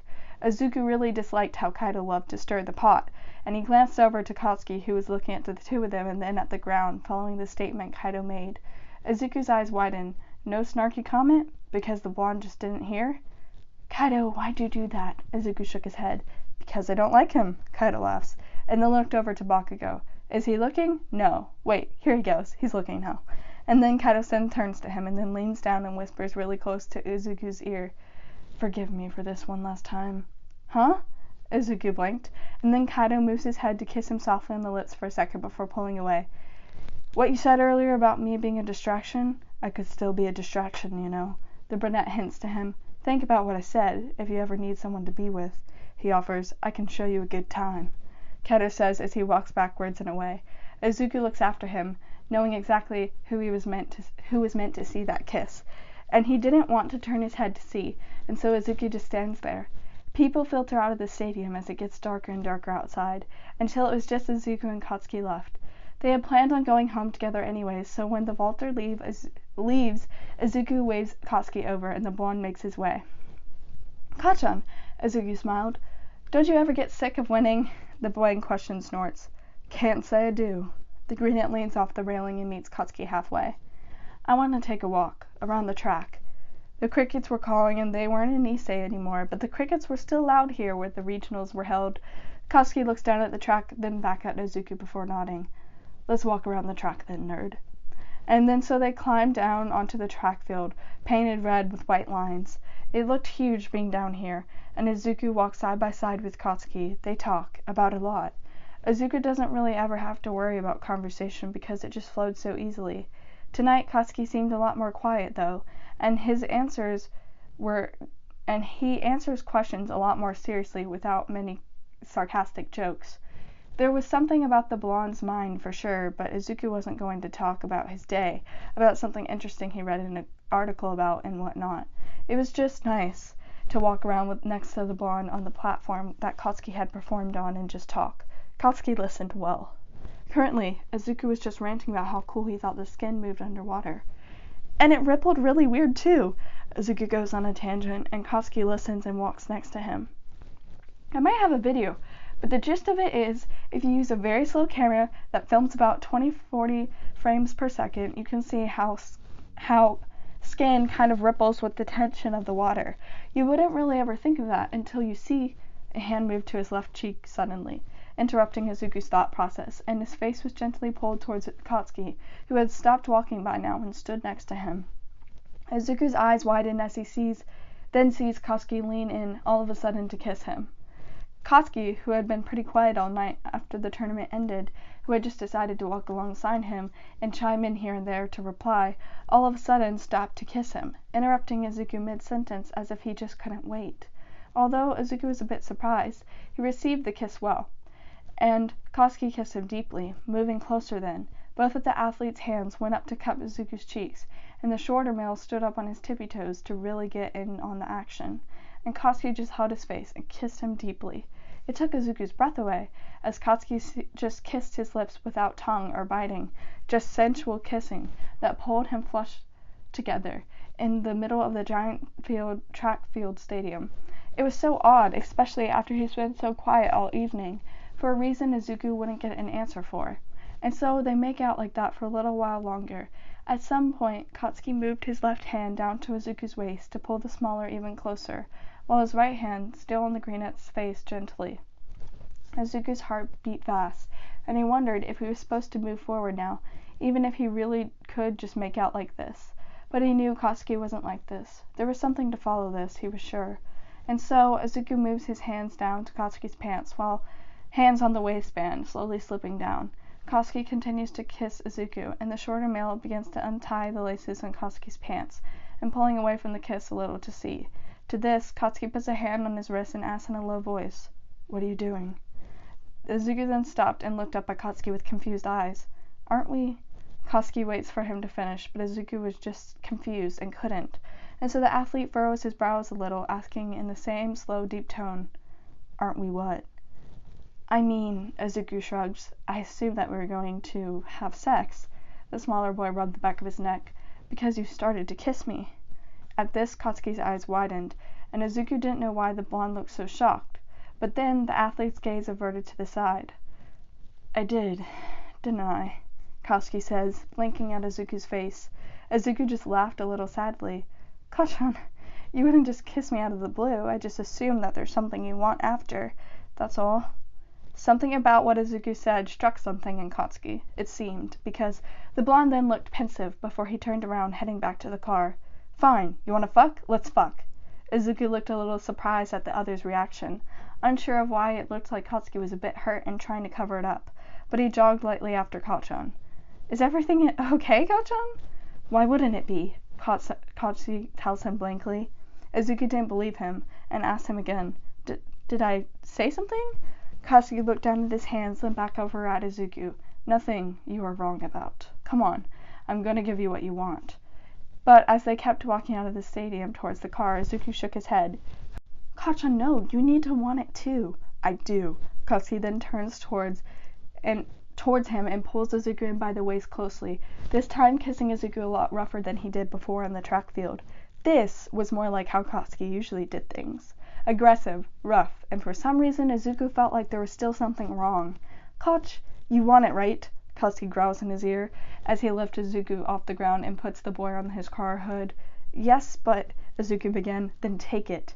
Katsuki pulls Izuku's shirt off, leaving the smaller boy's skin exposed to the night air, and he immediately begins sucking roughly and pulling on those beautiful pink nipples, and Izuku breathes out in pleasure. But, Izuku tries to speak as Katsuki works on his pants. You need to want it too. I do. Katsuki takes off the smaller pants. Why would I kiss you otherwise, right? And then he paused, with both hands on either side of the hood, his head tilted down as if he was battling with himself about something, and asked Izuku genuinely, with confusion laced in his face, right? It was like he needed Izuku to tell him he was right, as if he didn't believe it himself. But Izuku was lost. He was laying here, on his elbows, on the hood of Katsuki's car, and had no idea what to think. Something was wrong, but Izuku couldn't tell at all what Katsuki was thinking. All he knew that was, instead of waiting for an answer, the blonde begins to take off his own clothing, tossing it in the asphalt, and stands back, hot bare chest, breathing heavily as he looks at Izuku's naked body. They were absolutely ridiculous. This was just outside of the same stadium Katsuki swept a tournament of. And when Katsuki fingers him, kisses him, and eventually fucks him tonight, he does so with a strange look in his eye, one of both pleasure, hurt, anger, and confusion. Izuku just couldn't decipher him. The only thing that he could use as an indicator was the filthy words that came out of Katsuki's mouth, the hard cock tearing apart his body, and the obvious fact that Katsuki was at least turned on, even if he felt a little off. Izuku was in a juxtaposition state of enjoying the sex intensely and loving every inch of Katsuki that fucked into him, and worrying about what was wrong with the blonde before this happened. And when both of them came, with Izuku orgasming a couple minutes before Katsuki did, after taking a couple minutes to rest, Katsuki pulls out, and instead of laying next to Izuku, he slowly moves until he was sitting with his back towards the smaller. Katsuki removed the condom, tied a knot, and walked butt naked a couple of feet to throw it away in the trash, before coming back to slide on his boxers, and when that was done, Izuku was still laid back on the trunk, while Katsuki sat on the edge, not looking at the green net at all. Instead, he looked up at the sky, before moving his gaze down to his feet for a while. His shoulders seemed dropped, and Izuku didn't understand what was wrong.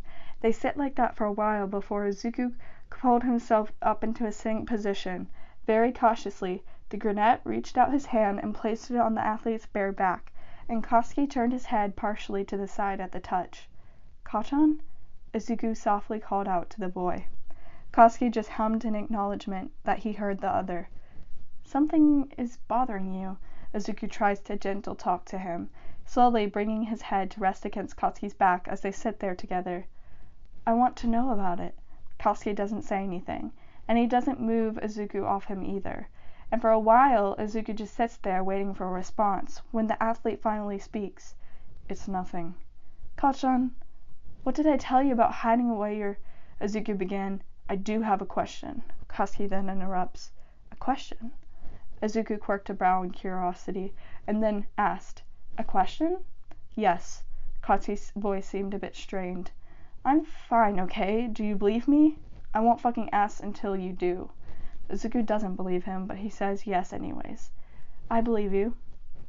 Katsuki seemed to relax a bit more, but he looked to now be collecting his thoughts. Izuku waits patiently, as Katsuki ponders on how to word his question for a long time. But even when the question comes out, it still doesn't look as if Katsuki could ask it. "Do you think that I can't," Katsuki started before sighing in frustration and beginning again. Izuku leans off of Katsuki's back as his eyes widen, because he feels like he knows where this question was going. "Fuck. Do you think that I'm never gonna be able to—" Katsuki can barely even say the damn word, but Izuku knew exactly what he was saying and what he was referring to. It had been what Kaido said. Love is the last word. Never gonna be able to love anyone, because he's a lunatic and emotionally unavailable. And suddenly Izuku's heart dropped for the other. So that has been what Katsuki has been thinking about all this time. "I mean," Izuku tries to recall, "don't you think that way too?" Katsuki then starts chuckling to himself. "I do, don't I?" Izuku's eyes widened, and he felt a deep pain for Katsuki, that he hasn't even had that thought before. Sure, Izuku's always believed in the good of Katsuki, and what he could be more open to and more vulnerable more outwardly happy, but he hadn't even realized that he was like everyone else. Izuku has also fallen into the trap of already being convinced that Katsuki was just not capable of loving someone. And it wasn't as if the blonde made the opposite case known, because Katsuki had said it himself. He wasn't meant for soft, kind touches, coddling, loving. It wasn't as if there was not a case to be made. But when other people begin to think the same, when the rest of the world also believes that you cannot simply love someone, Izuku can see how that made a person not even want to try to challenge or anything at all. And that was when Izuku realized that there was no one, not even Katsuki, who thought the blonde was capable of love, and that hurt Izuku badly. He was complicit. But whatever. Katsuki stood up and stretched, masking his face once more. It's better this way. Kashan. Izuku looked up at the blonde with a heavy heart. Let's go, it's getting late, nerd, was all that Katsuki said, and Izuku wasn't sure whether he'd be able to see this vulnerable side of Katsuki again, especially as he was watching it seal up more than it had been before. But Izuku just sits there for a little while longer, just a minute or two, thinking of Katsuki before sighing and grabbing his clothes to walk over to the passenger seat. When he climbs in, Katsuki has his hands on the wheel and his eyes ahead, ready to back out. Are you free tomorrow evening? Izuku looks over at the blonde and slowly nods. I am. At 7 p.m., Katsuki thinks of a time and backs out of the parking lot. I'll pick you up. Wear something nice. Izuku quirked a brow. This was weird. This wasn't what Katsuki ever usually asked of him.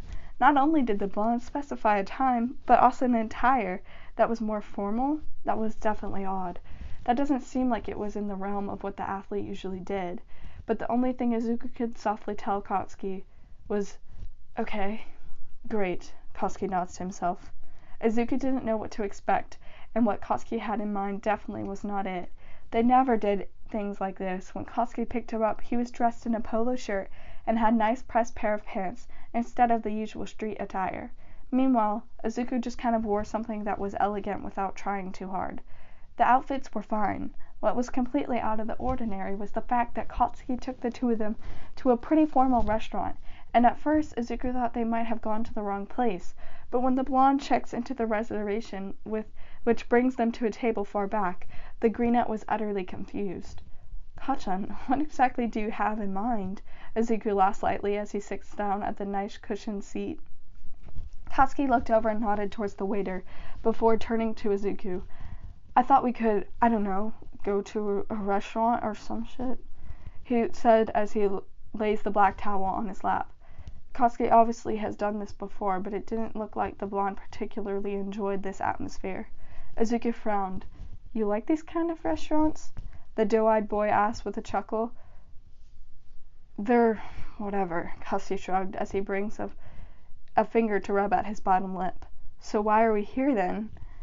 Do you not like it? Is it not nice? Katsuki suddenly asked him.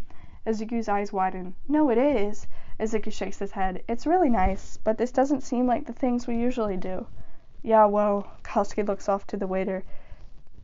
Dingy diners and sketchy places aren't the best places to take people all the time. He orders a water when the waiter comes towards them, and Izuku does the same.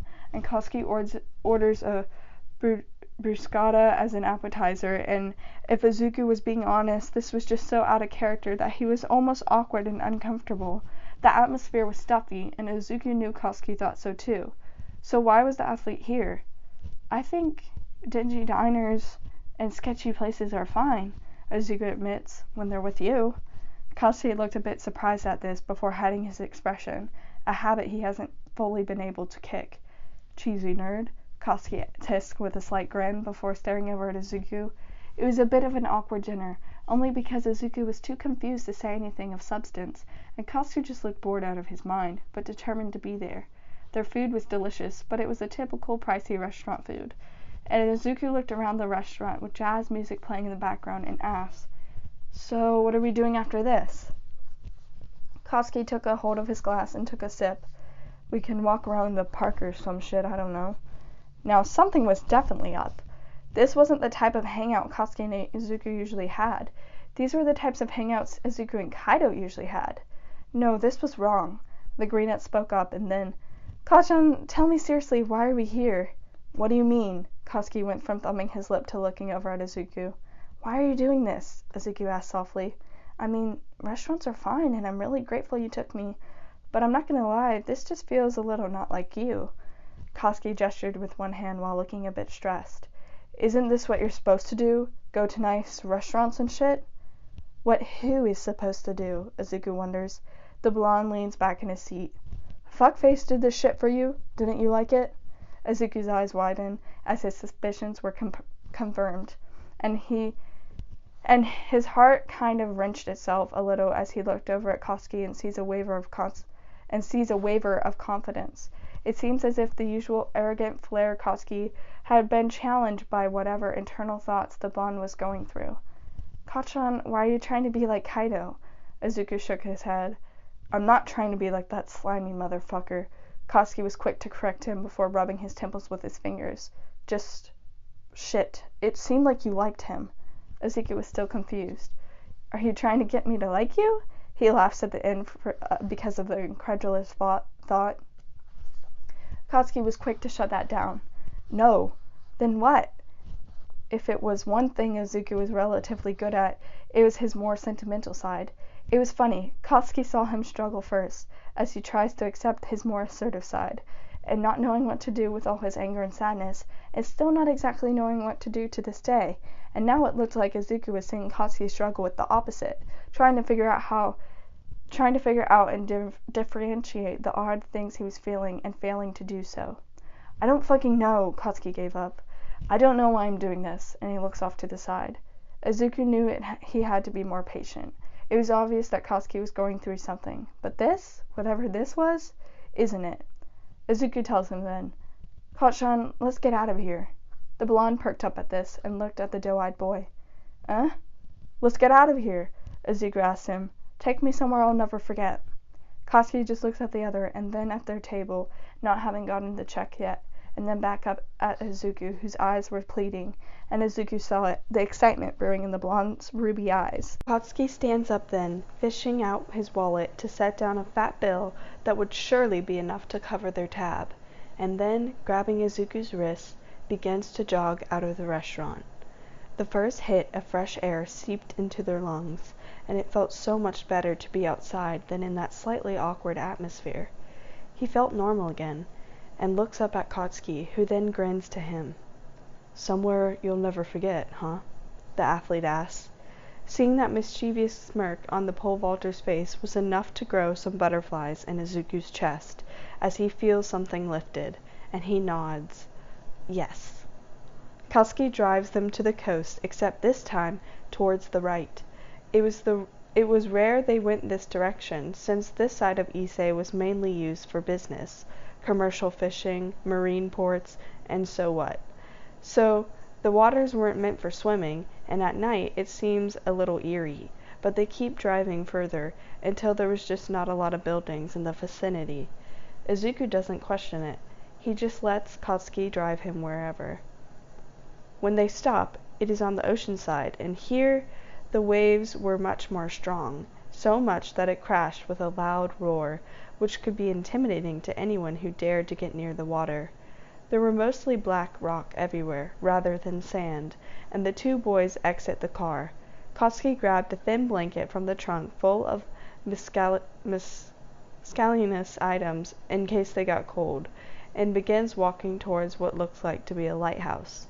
It most definitely was a lighthouse, with the classic red and white striped design, and at the top was a lantern room where the actual light of the lighthouse comes from, and a very concentrated white stream of light moved back and forth from the top, and Katsuki got onto the rocky pathway that led to the lighthouse. Izuku followed quickly behind. The lighthouse? Izuku asked, as he follows closely behind. Katsuki nods, ignoring the large crashing of the waves nearby, looking ominous at night. I want to get to the top. Izuku giggles. Not that it matters, but are we allowed to be here? Nope, Katsuki reveals. But apparently, it's usually open from what I've read, being public and all that shit. Katsuki tried the door handle, and although it was rusty and made an annoying creak, it did in fact open. Izuku was cold, and shivered to himself while he followed Katsuki inside. It was less windy in here, but the air was still a bit cold.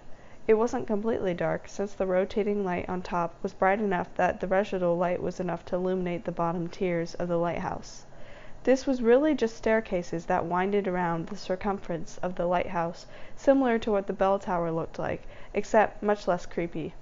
Looking up, there were sounds of metal creaking and whatnot, but the two braved the flights of the stairs anyways. It was a lot of stairs, and Izuku was convinced he had the most defined calves now, and they continued walking the circumference of the lighthouse, looking once in a while to peer out an opened window at the ocean below. These windows were where light was flooding in, and when they got to the top, there was a small hole on the corner with the ladder to climb up onto the actual lantern room of the lighthouse. Katsuki came up first, with the blanket wrapped around his shoulders, and Izuku followed second. The lantern room was pretty large, and was completely open on all sides to the slight wind, except for the top, which had a large awning. In the middle of the lantern room was a rotating light that was too bright to actually look at, so the two had to shield their eyes if they saw the light in their peripheral. The light shone across the ocean, highlighting different sections of the black roaring sea. Outside there was a metal rail that wrapped around the lantern room in case someone accidentally fell over, and when they stepped out near the ledge, the waves crashing below them were once again massive. Katsuki fishes out his Bluetooth speaker and just shuffles his music before sitting down in front of the large rotating light, with the blanket loosely wrapped around his shoulders. After Izuku was done exploring a bit, he comes over to sit next to Katsuki and wordlessly crawls under the blanket with the blonde, so that it was wrapped around both of them. He was flushed against the athlete's chest, and Izuku hoped that this was okay. If it wasn't, Katsuki wasn't saying anything, because they were sitting in front of the light. It was really an interesting effect. Everything around them lit up super bright, including the falling dust particles in the air, and it looked like microscopic snow. In the distance, they can see how the spotlight shines over sections of the ocean, and that was beautiful to watch. The ocean always had a way of making a person feel in awe. It was a bit chilly up here, and he was happy to be snuggled up with Katsuki. The athlete's much taller and wider torso practically wrapped around him, and Izuku wanted this moment to last forever. The slightly chilly air, the smell of salt water in their nose, the beautiful allure of the white light shining over everything, the dark and dangerous ocean. It was all so beautiful, and even more so when he was resting against Katsuki's chest like this. "Play a song for me, Kachan," Izuku whispers to the other as they both stared out into the black ocean, having their vision disrupted like a slow strobe light by the bright white light. Katsuki pulled out his phone before asking, "What is it?" "Fragile," Izuku says quietly, "by Sting." The other, seemingly never heard of it before, types in the song, and it begins playing. The lantern room immediately becomes filled with a very slow and soft guitar that involves hints of romance and sadness. It almost sounded Latin, especially with the first couple of chords played in the beginning. This song always left a beautiful but sad feeling in Izuku's heart. The introduction was the most gorgeous part, and once the singer begins its very first verse, Izuku knew that this was going to melt. It wasn't necessarily the lyrics that haunted him, but the beautifully dark melody that made him feel as if he was floating into an unsure paradise. The song plays, and Izuku is right up against Katsuki's chest, and the other had his chin resting on top of Izuku's head, and the greenette slowly pulls back, turning his torso partially around to look up at Katsuki. Upon seeing a pair of eyes on him, Katsuki looks down to Izuku. "If blood will flow when flesh and steel are one, drying in the color of the evening sun." A couple of words leave Katsuki's lips in a soft tone that matched the music. What do those creepy-ass eyes want from me? But Izuku leans in to kiss him, cutting off his words. And that kiss exploded like a bunch of little fireworks in his mouth, as Izuku had no self-control to hold back the emotions he poured into it. That kiss called for the heavens to sing, and for the earth's flowers to bloom. Izuku couldn't hide it. All of the emotion, the pain, the love in his kiss. Tomorrow's rain will wash away the stains, but something in our minds will always stay. Izuku moves slowly, body still enveloped by Katsuki, as he sensually and lovingly kisses the athlete. He was making a mistake. He knew it, but he had already made the leap. Now it was just free fall. The music plays in the background like a haunting lullaby. Izuku's kiss was too sweet, too soft, and too slow.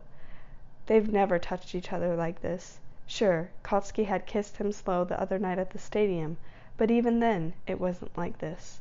Completely vulnerable and transparent with its intent. He just hopes it's opaque for Katsuki. Izuku pulled away very gently, lashes fluttering as he moves his head just far enough to look up at Katsuki, who stares at him back during the sultry guitar solo with a conflicted gaze.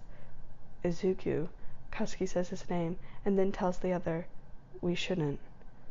But he didn't say he didn't want to, and so Izuku now pivots his body so that he was completely facing towards Katsuki, still surrounded in blankets with the blonde's hands around his waist, and he brings his face forward once more, meeting Katsuki in such a deep and sensual kiss that his heart melts into the other's lips. Katsuki kisses him back, as if unable to resist him. Izuku places his hands on Katsuki's face as he sits on the other's lap, and very slowly makes out with him behind the backdrop of the ocean in a saddening, beautiful tone. And when it ends, Izuku tells him to play it again. If he can keep this moment and relive it over and over again, he thinks he'll be okay when this all comes crashing down. But then again, how many times has he said that already? On and on the rain will fall, like tears from a star, like tears from a star. Kachan. Izuku closes his eyes as his face is kept near the other, and he hovers his breath over the sweet lips. Make love to me. He didn't want to open his eyes to see the other's reaction. He didn't know how he bothered asking, but he wanted it. He needed it. To touch and be touched by Katsuki in a way no other has ever done so. He doesn't know if he's able to convince Katsuki that he doesn't love him after this night, after this kiss, after this request. The blonde tells him in a voice so gentle, "I can't." He can't or he won't. Those words were too gentle to be real, so Izuku just asked the other, with his tone soft and open. He wanted a better answer than that he couldn't. "Why?" Izuku asks him, kissing him again softly. He doesn't open his eyes, but the words that he hears from Katsuki's lips wouldn't have hurt any less with his eyes open. He wished he never heard it. God, he wished he never heard it. "Because I don't love you," Katsuki tells him. On and on the rain will say, "How fragile we are, how fragile we are." Izuku opens his eyes then, and looks into Katsuki's own, hoping to find some trace of a lie, but they were so clouded that he couldn't find anything. He won't cry, he refuses. Not right now. Not tonight. He will, however, repeat those words over and over again in his head until he falls asleep tonight. He wanted to protest. How would Katsuki know? He didn't even know what love was. How could he know he didn't feel it? But that was fruitless. If Katsuki felt strongly enough to say that, then what would Izuku know? "Because I don't love you." Izuku wishes that he had never asked that. The green-eyed boy traces Katsuki's lips then, mapping his face with those soft fingertips before telling the boy, "I don't need you to." "Yes, I do." Katsuki is quiet, and then pulls Izuku's lips in his kiss to kiss him gently once more.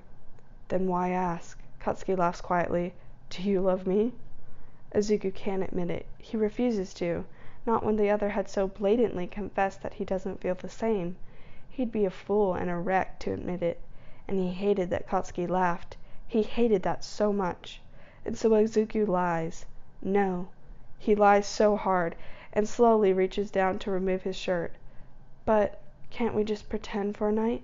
Just to—" The greenette looks down so that his lies are hidden by his eyes.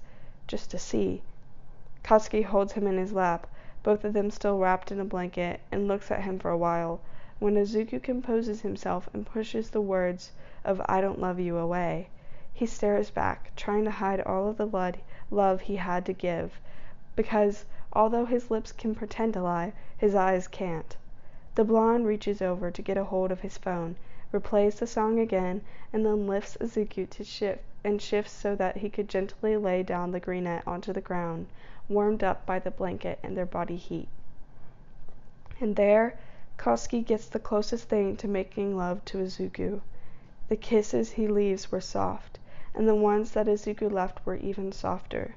They cradled each other's bodies like precious jewels, and for the night, Izuku had convinced Katsuki to forget about their agreement, to not coddle, to not hold each other, to not caress one another tenderly. This was all of that and more, and Izuku's heart both ached and simultaneously pain and joy.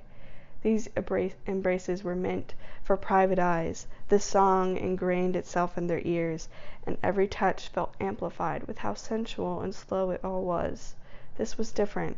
If Katsuki claimed to not know how to make love, then Izuku wanted to believe he was lying, because the athlete, who was used to rough, fucking, aggressive kisses and high-speed action, was so gentle and tender with Izuku's body that for that night, yes, Izuku did feel loved. He felt loved as Katsuki stretched him, making sure to go slow and steady not to hurt him a bit. He felt loved as Katsuki trailed kisses up and down Izuku's body, as if worshipping him.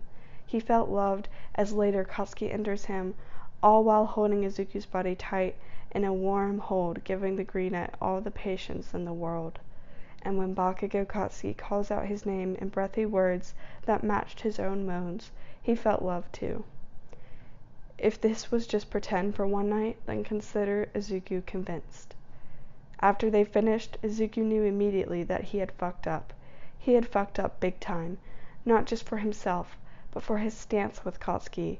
He just let himself out in a vulnerable position, claiming that this was all lies, but any fool could see that there was no lies present.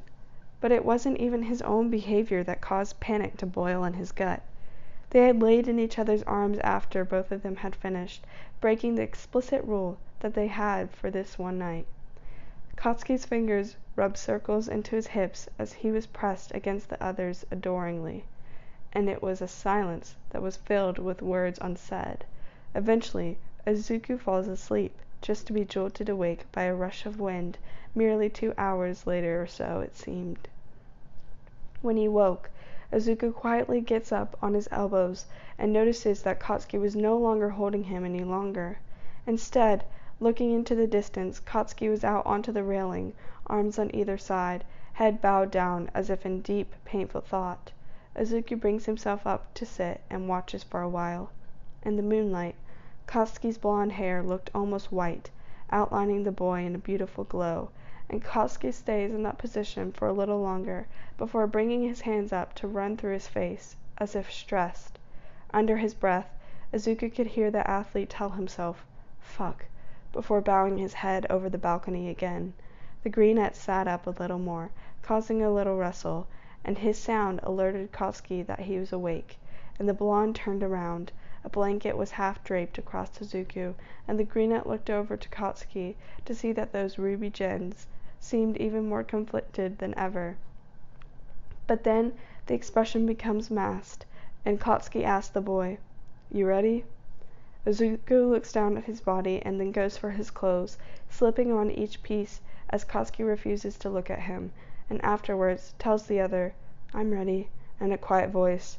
The drive home was quiet. And the next 2 days were quiet. So quiet that it was making Izuku panic a little bit to himself. It wasn't as if there was no word for Katsuki. The blonde still texted him, even if it wasn't as frequent, and they still saw each other in school, but it almost seemed as if the pole vaulter was avoiding him. But he could have been paranoid. It was not as if they didn't go 2 or sometimes 3 or 4 days without really communicating with each other. However, considering the context, Izuku has a bad feeling this was more than just both of them being busy. Katsuki was busy for sure. He had 3 weeks to prepare for national qualifiers, not to mention they had to finish the report for Mr. Toshinori's class in a week or 2 as well, and turn it into a bit earlier so that the teacher would have time to grade it and discuss before school actually lets out. And Izuku was busy as well. However, that had never stopped them before from talking once they started.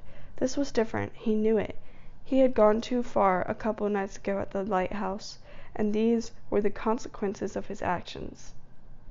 Izuku spent the next 2 nights trying to distract himself, so that he doesn't get overly concerned and make up things that were not true. He was just busy, Izuku convinced himself. Besides, it wasn't his job to keep up with every detail of Bakugo Katsuki's life. But when he was barely getting a text until really late at night, or only getting a look sparingly, Izuku had to really focus on schoolwork or other things just so that he doesn't think on it too hard. The physics homework he was working on while him and his friends were on a mandate school break outside on the lawn suddenly was very interesting. From projectile motion to whatnot, Izuku was suddenly very invested in this piece of homework, just so that he can stop thinking about Katsuki and where the hell the other has been these past 2 days. And he would have been happy doing that if Izuku was not listening in on his friends' conversations. "Oh, have you heard?" Mina lays back on the warm grass and wiggles her toes in them. "Bakugo has finally broken out of his dry spell." Izuku dropped everything. The pencil in his fingers dropped from his hands, and he had several thoughts. The first was if the school had somehow found out about them sleeping together. It wasn't as if they had made sure to do it in private only. In fact, if Izuku or Katsuki was desperate enough, it barely mattered the location. He hated things being spread out around him, so Izuku didn't enjoy that thought at all. But then he thought, if it was him they were talking about, then Mina's reaction would be much more bothersome. No, this was different. This was Mina recounting a story she's heard about from someone else. Izuku's heart dropped to his stomach. Ochako, Ida, and Shoto, who knew the situation with Izuku, was silent, looking almost nervous to have Mina continue. But Denki, who was sitting with them, was none the wiser. "No way!" Denki gets up in his sitting position immediately. "Really? After this long?" Mina nods furiously. "Yeah, isn't it crazy?" "Who?" the yellow-haired friend asked for ample details. "Who was it? What did they do? How do you know? What did they say? When was this?" "This was yesterday." Mina scooted closer, and Izuku feels bile go up from his gut just from listening. "And it was actually Kimi." Izuku remembers her. He wanted to throw up. He felt absolutely sick to his stomach, and he wasn't sure if he could stand to listen any more. Yet he sits there. "That babe?" Denki tissed. "Bakugo's got some taste, though." Guys?" Ochako sounded a little panicked as she tried to get them to stop. "I know, right?" Mina giggled, ignoring her. "But," the pink-haired girl frowned a bit, "the way Kimi told the story left out a lot of details, and she seemed to look a little bit off about something.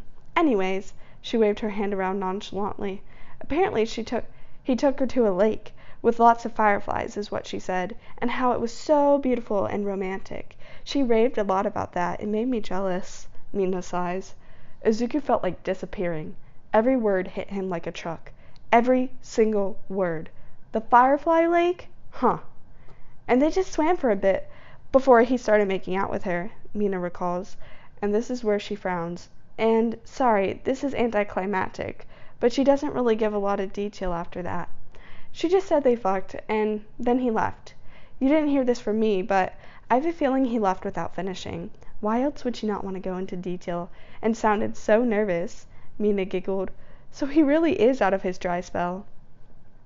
You don't know that, though," Denki says, and continued to say something else, but it was all a blur to Izuku.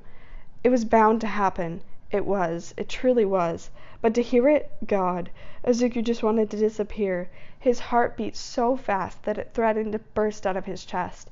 He couldn't breathe. He needed to get away. All sounds felt muffled, except for his own breath. No. Right after Katsuki had sex with him so tenderly, too. Right after all of that, and all of his sweet words the other gave. After everything. After Izuku had fallen in love beyond comprehension. This was when he finds out about this. Kimi. She was beautiful, in a certain way that Izuku wasn't. Katsuki slept with someone else. His heart was collapsing on top of itself, and he shakes his head. They weren't exclusive, he knew that. He had no claim to Katsuki's heart. He knew that. He knew all of it, and yet he still hoped. He still prayed. He still wished on that damn cliff of wishes that Katsuki would stay with him past the end, but now he prayed that that didn't come true, because he can barely handle the pain as it is right now. It ripped through his throat and tore the words from his mouth. It sliced through his gut and made his stomach want to turn upside down. Izuku gets up, body shaking, as he feels incoming sobs that will not be released yet, and he will not be crying right now. Not here, not on school grounds. But his body was shaking. From behind him, he could hear some of his friends call out, but their voices were blurred. This was the tragedy of his love. This was a pain like no other. And he was foolish to think that he could have braved this. Who did he think he was? Izuku wanted to throw up so badly, and so he pushes past people, heading towards the entrance to the school. But as he steps towards it, his luck will find that Bakudeku, Katsuki, and a couple of his friends were coming out of the building, laughing at some conversation. Katsuki just looked slightly bored until he saw Izuku, and Izuku was sure he looked like a damn wreck right now, body shaking, chest heaving, and eyes on the verge of bursting out into tears. The blonde's eyes widened at the sight, and he made a beeline towards Izuku. "Oi, nerd, what's wrong?" Izuku ignored him. No, get away right now. Izuku needed him to leave. He didn't want to look at him right now, not when he was like this. No, he can't. Izuku tries to walk past the taller, but Katsuki, being much larger than him and a foot of height over him, easily blocked his path, reaching out an arm to keep Izuku still. "Deku," Katsuki stopped him. "Seriously, you're fucking shaking. What the hell's going on?" "Don't fucking touch me!" Izuku looks at him, and this shocks the other, but the greenette shakes himself off of Katsuki's grip and walks past, legs wobbling. He ran to the bathroom and threw up while crying. He hated how much he cried, and he thought that he'd run out of tears by now, but here he was, sobbing once more over a boy who didn't love him. Who told him that he didn't love him? And yet, Izuku, responsible for his own mistakes, kept pushing it anyways. His chest rattled at how much strain crying was putting on him, and the green-haired boy locked the bathroom so that no one else could come in. It wasn't okay. He wasn't okay at all, and he sunk into the ground, hugging his knees as his eyes leaked a river, rocking back and forth, repeating to himself in a broken, tiny voice. "It hurts," he cried, wanting so bad to get rid of the pain in his chest and in his head, and he rocks himself back and forth. "It hurts, it hurts, it hurts." It hurt so badly, and he just wanted to make it go away. He'd do anything to make it go away. The pain, the thought of Katsuki with someone else. After all those late-night conversations, laughing about the dumbest shit, after those moments where he could look into Katsuki's eyes and see the world, after the nights where the blonde would completely blow him away with something absolutely exhilarating to do that he wouldn't do with anyone else. Katsuki took her to the Firefly Lake. Izuku knew it wasn't exclusive. He knew it wasn't as if it was their thing. After all, they had only gone there that one time. But even then, knowing that Katsuki was doing these kinds of things with another person, the things that took Izuku's breath away and stole his heart with it, it killed him. It absolutely devastated him. Izuku's lip wobbled as sobs wrecked his body, and he buries his face deep in his knees, tasting salty tears as he asked anyone out loud in the tiny voice, "Make it stop. Please make it stop." He pleaded to himself. He didn't want to feel this any longer. It hurt too much, and he was so stupid to think that he was going to be able to handle this. And so Izuku sits there for a little while longer, crying out his pain, his heartbreak, his frustrations. He sits there for a long time, completely ignoring that the classes were back in session. He was going to skip today. He didn't care.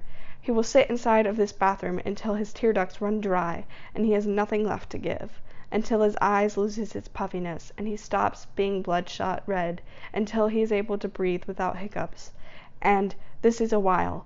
And in that while, Izuku goes through many thoughts, all avoiding the subject of Katsuki, which he knew will only devastate. He thinks of everything besides Katsuki and tries to make himself happy. His mother, despite everything that was going on, cares for him. He had friends that loved him and support him. Ochako, who was always so sympathetic and tried her best to do damage control. Shoto, whose comments and remarks were funny in a way that was unapologetically Shoto. Ida, who was such a reliable friend, and Izuku couldn't be more grateful for the love he's been given. Kaido, who... Izuku pauses. Kaido. The greenette pauses and is reminded of the pole vaulter with the brown hair and gray eyes, the one who had offered him that one thing that Izuku wanted so desperately right now. A distraction. And so, with a broken voice, but more calm hands, he texts Kaido-sen, who is likely in class right now. Distract me.